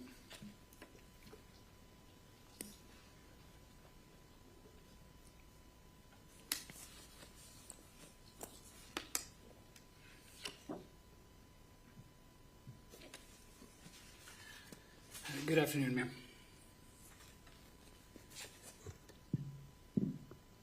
In June of 2024, Crystal was living with her mother, Brenda Acosta. Correct. Okay, and you mentioned on direct that you didn't necessarily see eye to eye with Miss Acosta.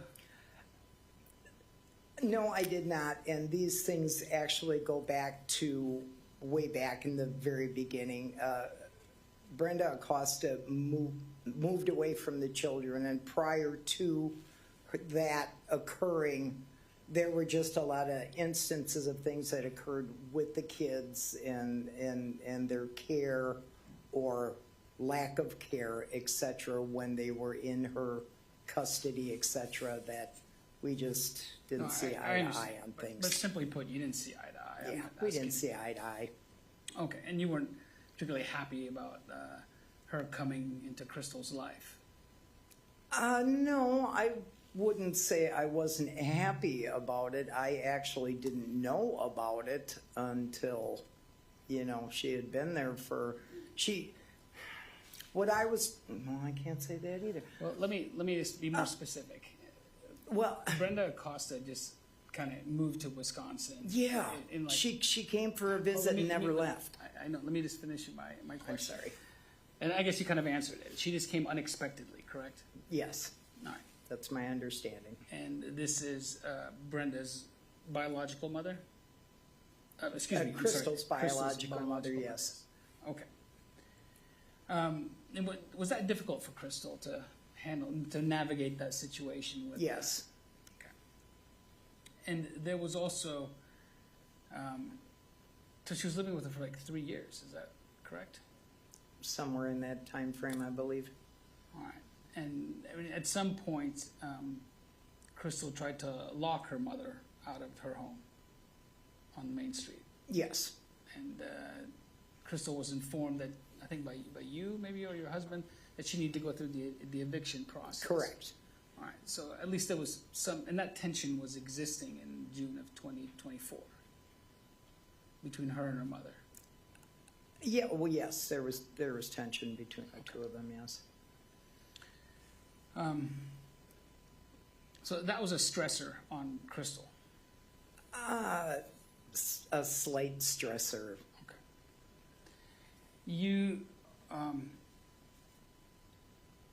were aware, obviously, that Crystal's 4 children that she has with Zachariah Rasch were in foster care. Correct. And they were in foster care for 5 years. Correct. Did you have an opportunity to engage and interact with those children over those 5 years? Not me personally, because I am the step. So the court, or however it works, didn't acknowledge me. Dale was able to interact with the children. And from your understanding, those 4 children, they were thriving and doing well in foster care. Yes. Then in July of 2024, there was essentially was going to be a hearing to determine the future of those of their 4 children. I was not aware of that hearing Okay. until everything else. So that's something that Crystal didn't talk to you about? No. Is it fair to say that it was distressing for her to be away from her children? No. Yeah, yes and no. I mean, of course, she wanted to be physically with her children at all times, but she had access to her children via phone, via, she could call her kids, she could see her kids, she had regular visitation with her kids. Okay, but the bulk of the raising of her children was by a different family, right? Correct. All right. Did you know that Crystal made plans and actually went to Milwaukee to consult with an attorney with regards to the child custody? I'm going to object based on relevance and her ability to answer that question. I'm asking if she's aware. Overruled. Go ahead. I was not aware of that, no. Were you mentioned that Crystal told you that she was going camping with a friend, Yes, and that was on June 6th. correct. Okay. Did you ask her what that friend's name was? No, I did not. I just assumed it was Robin. Okay. So she didn't mention that it was Zach Rasch. No. And I guess by using the term friend, you didn't think it would be Zach Rasch. It would be someone. Honestly, Zach Rasch is the last person I thought Crystal would be spending time with.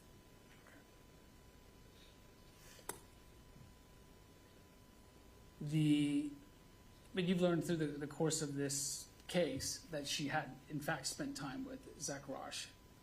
Yes, Okay. Were you aware that Crystal had taken courses to get her CCW? no, Okay, and I mean by that is concealed carry weapons. no. Has she ever talked to you about weapons? So I'm going to object to this.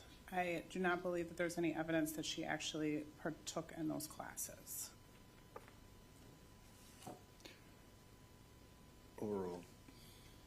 I'm asking you just if you're aware. I'm not aware of her taking any class.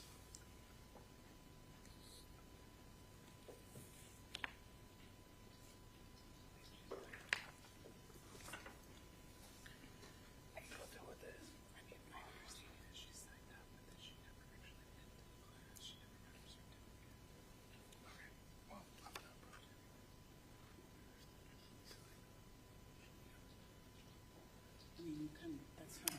You can put that in, but If I may approach you, so Mark.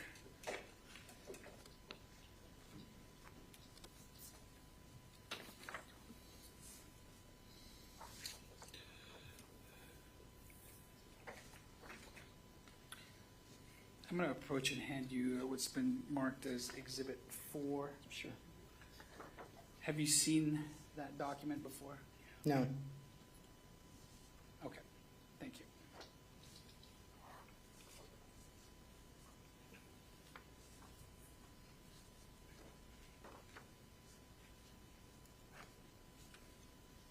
One moment, Your Honor.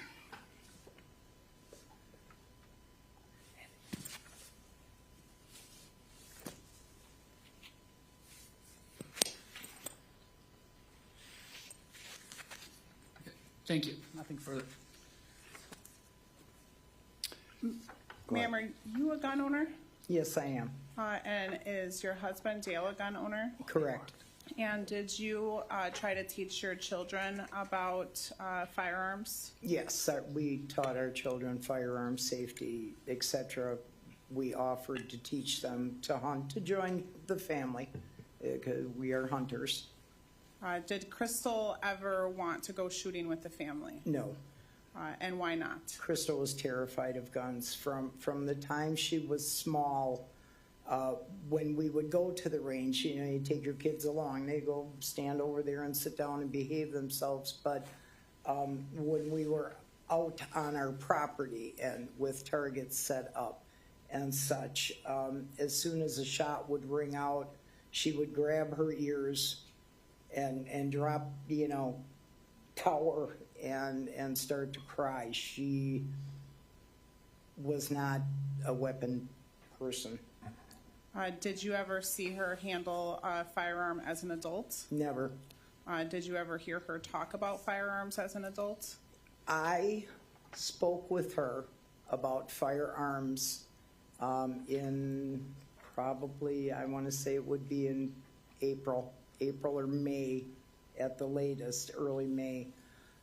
Again, with her fears that she was dealing with at that particular time. We were trying to see if what we could do to make her feel more comfortable. So we offered to take her to purchase a firearm. We offered to take her to the range, you know, whatever we needed to do, and she unequivocally said no, that she's afraid of guns and she didn't want anything to do with them. And then we moved on and discussed some other ways of protecting herself, and ended on pepper spray was something that she would be comfortable with. I have nothing further. One moment, Your Honor. And folks, while he's doing that, just one thing. You heard an objection was made. You heard that I struck the testimony. And what I want you to be clear about is that when I tell you that testimony is stricken, you need to just simply erase it from your mind, as if it didn't occur. That's what that means for your own information, okay? If I may approach again, Your Honor, for Exhibit 4. Handing you again Exhibit number 4. Sure. Here where it says name, you recognize that as Crystal Rasch's handwriting, correct? Yes, that looks like Crystal's writing. Okay, thank you. I don't have anything further.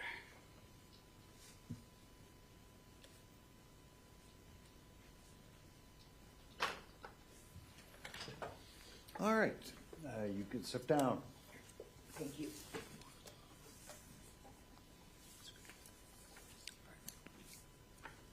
Next witness.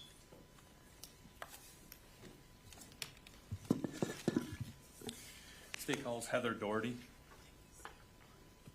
All right, ma'am, come on up, come right around the court reporter. To my right, your left. Please be careful. There's a ramp that leads up to the witness stand. When we get to the top, I want you to stand and raise your right hand, please. Do you swear that you will tell the truth, the whole truth, and nothing but the truth to help you God? Yes. You may be seated.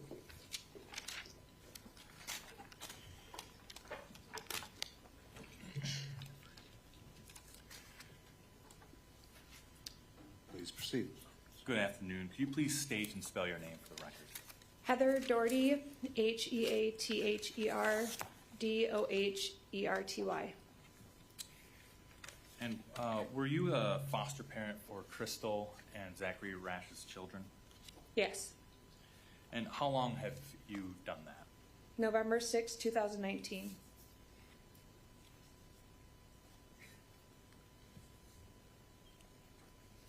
Now, because of your role with the children as a foster parent, did you have regular contact with Crystal Rasch? Yes. And were you also able to have some level of contact or familiarity with Zachary Rasch as well?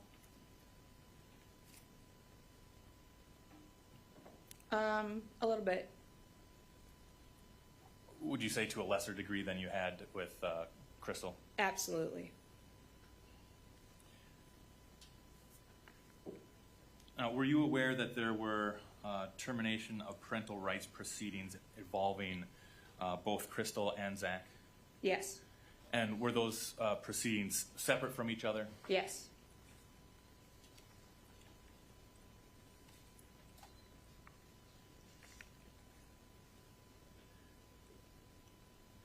Now, during the time that you knew Crystal, can you describe from your perspective what her relationship with her children was like? Crystal was amazing with her children.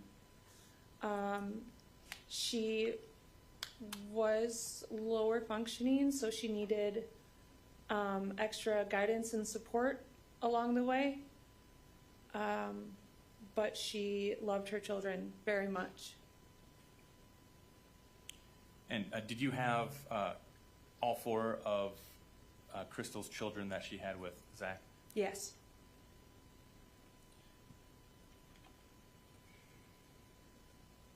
Now, specifically during the time of around May and into June of 2024, was Crystal continuing to maintain contact with her children?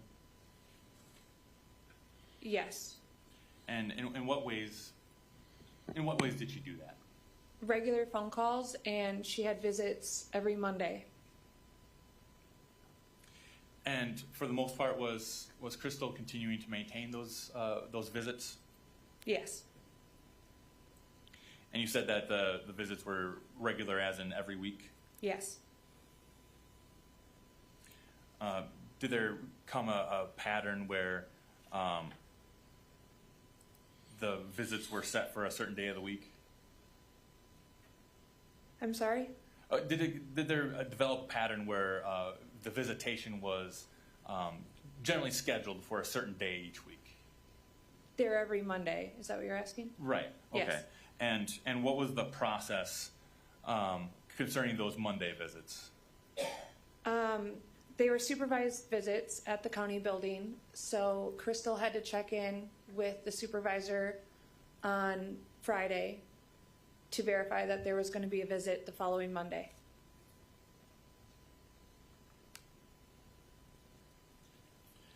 And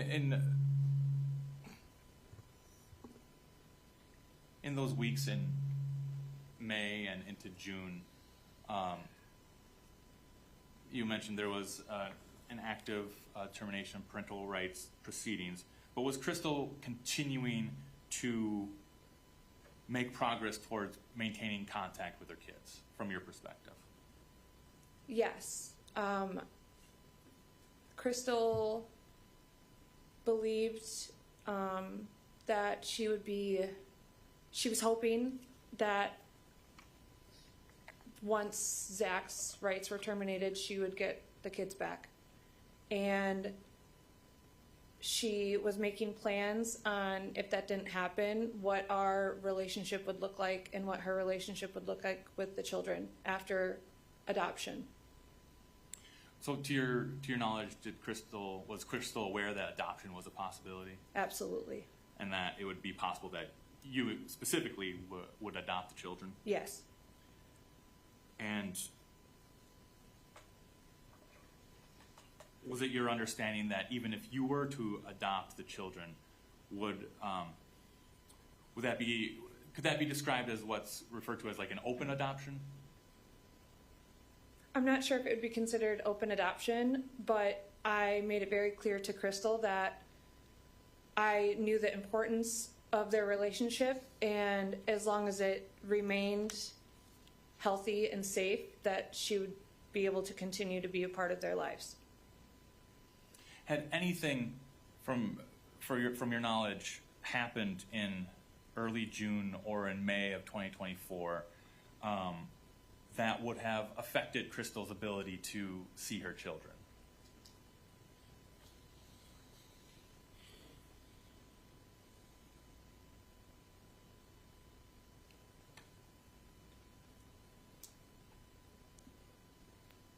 Disappearing? Is that what you're... No. So was there anything in your in working with Crystal and through that process, was there anything to indicate prior to Crystal disappearing that contact that she had with her children, those regular visits, anything that happened that would indicate that was going to end? No. What was your perspective on Crystal's attitude at this time? She was optimistic. She was hoping that she convinced everyone that she left Zach for good, and that she checked all of the boxes that the state required her to do. And so, yeah, she was optimistic. She knew that she was still going to be able to maintain a relationship with her children either way. Was part of doing those things that she needed to do securing a living arrangement or like living a place to live? Yes, To your knowledge, was she working towards getting her own apartment? yes.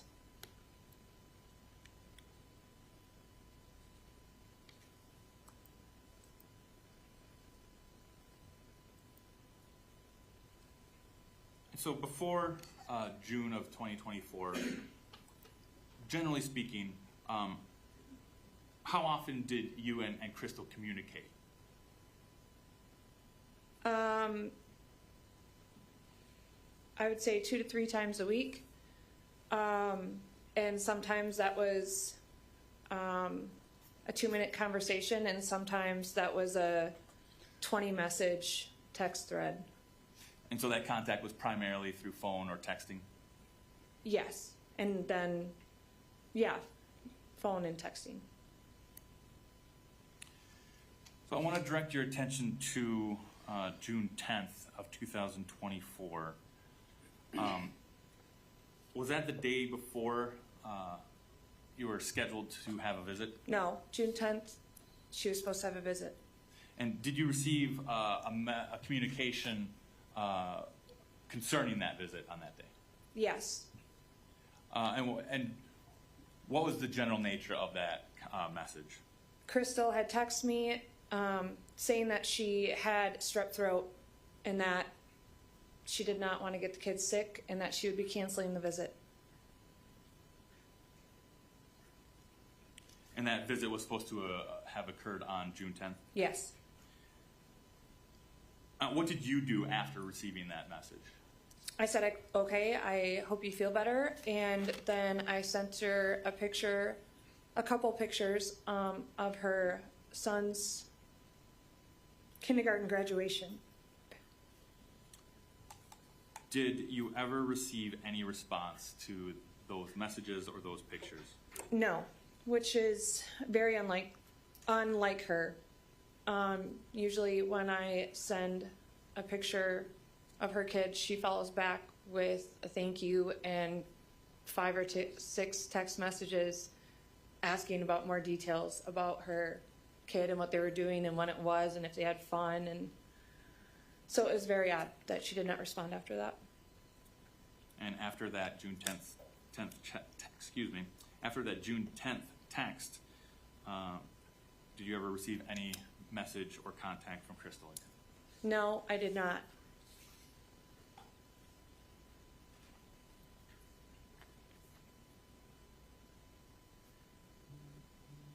Now, around that same time, did you learn that Zach Rasch decided to voluntarily terminate his parental rights? Yes. Was that a surprise to you? Objection, relevance. You may answer. Yes. Before that, had there been any indication that Zach intended to voluntarily terminate his parental rights? No.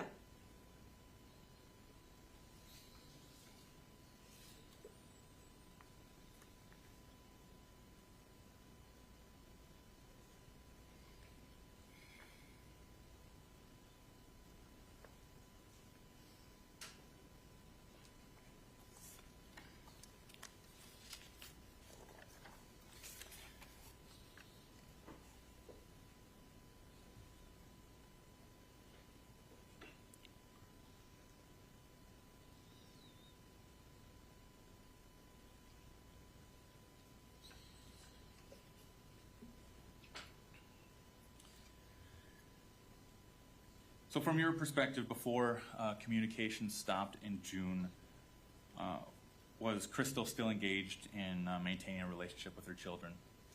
Yes. I have no further questions.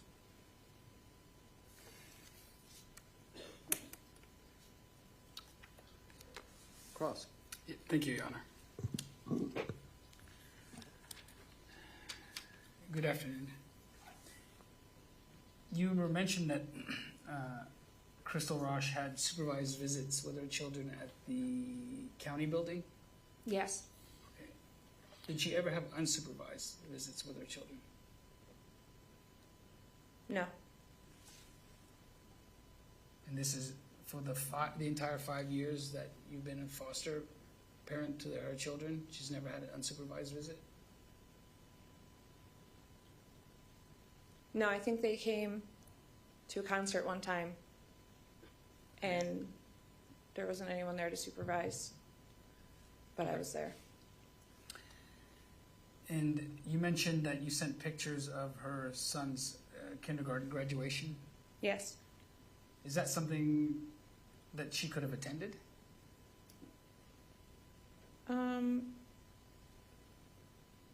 Yes. Okay. And I mean, to your knowledge, based on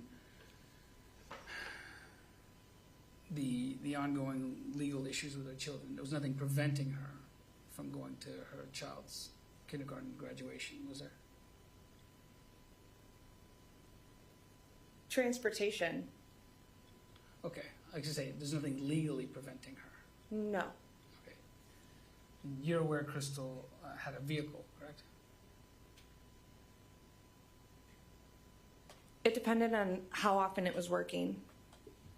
Okay.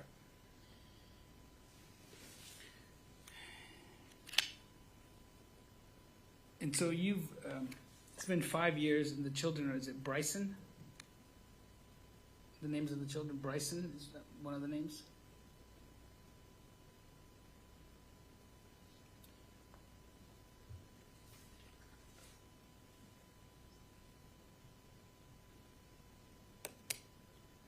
Yes. Okay. And he's been doing well in foster care with you, is that right? He's adopted. Okay. Fully adopted? Yes. Okay. And at the time in June 2024, he was doing well at that time? Yes. Okay, so I'm going to refer to all this, how the children were doing in June of 2024. Because Crystal had an upcoming hearing in July of 2024, correct? Yes. All right. And at that time, you and your husband had taught him to ride a bicycle without training wheels? Yes. Okay, and that he's got a great relationship with your husband as well, right? Yes. He likes working in the garage with him? Yes. And you have a close bond with him? Yes. So at the time in June 2024, things are going very well with you and Bryson and your husband, correct? Yes. And obviously at the upcoming hearing in July, that's something the judge would consider is how well the children are adapting to foster care, correct? Correct.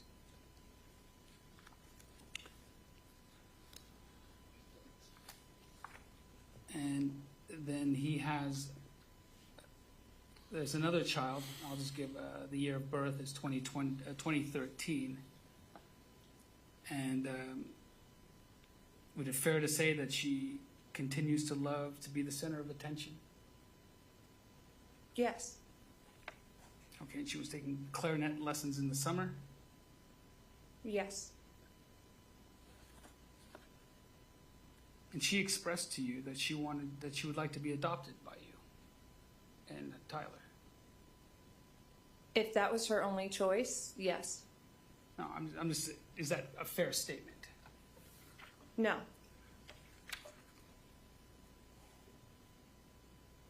So at a home visit in March of 2024,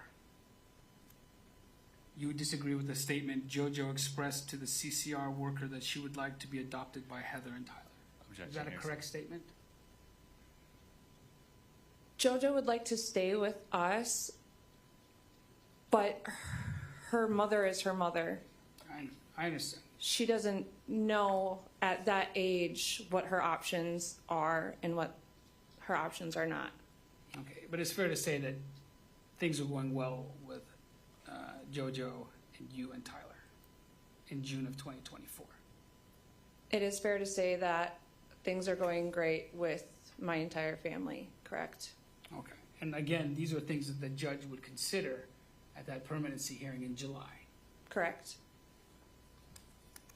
And this was the same for the other two children as well.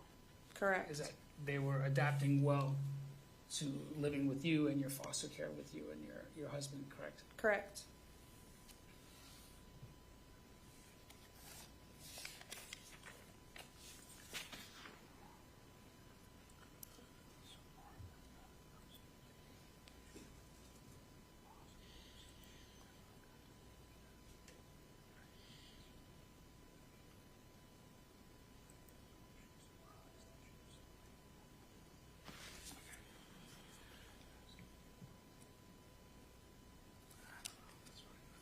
Okay, nothing further. Thank you.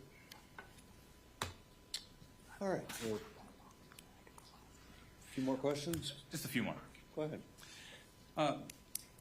So the judge would also consider at any further hearing what Crystal was doing, correct? Correct.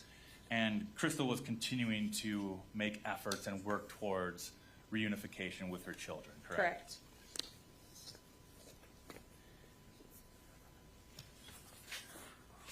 And during this time, did you ever observe anything from Crystal that indicated that she was going to give up on making those efforts? Absolutely not. I have nothing else. Rick Cross. Well, was part of Crystal's reunification plan to not be with Mr. Rasch? That was part of it, yeah, but he Okay. made that difficult. Yeah. In June, the middle of June, she was with him, right? Yes.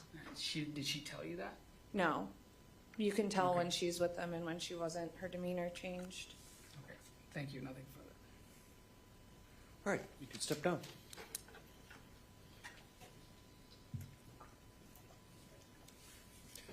I'm assuming that's all the witnesses the state has for today. Is that correct? Yes, that is all the witnesses for today, and I can let the jury know that at least for today, we are ahead of schedule. All right, ladies and gentlemen, here's the situation. Good news, you're off before 4:20 today. There's a couple things you should be aware of. First of all, you should understand that this is being streamed live, and I'm telling you this for a very important reason. Family may try and contact you regarding that. You should not. I'm telling it to you because I don't want you to act like you're surprised by that. If you look in the back, you can see there's a camera in the back of the courtroom, and that's court TV that is filming this live. So I want you to be aware of that, and I wanted you to be aware of it because if somebody contacts you, you should not discuss what's going on here, and you should not in any way talk with anybody about this. And if someone tells you that, your response normally, right? We all are. Here's our normal response, right?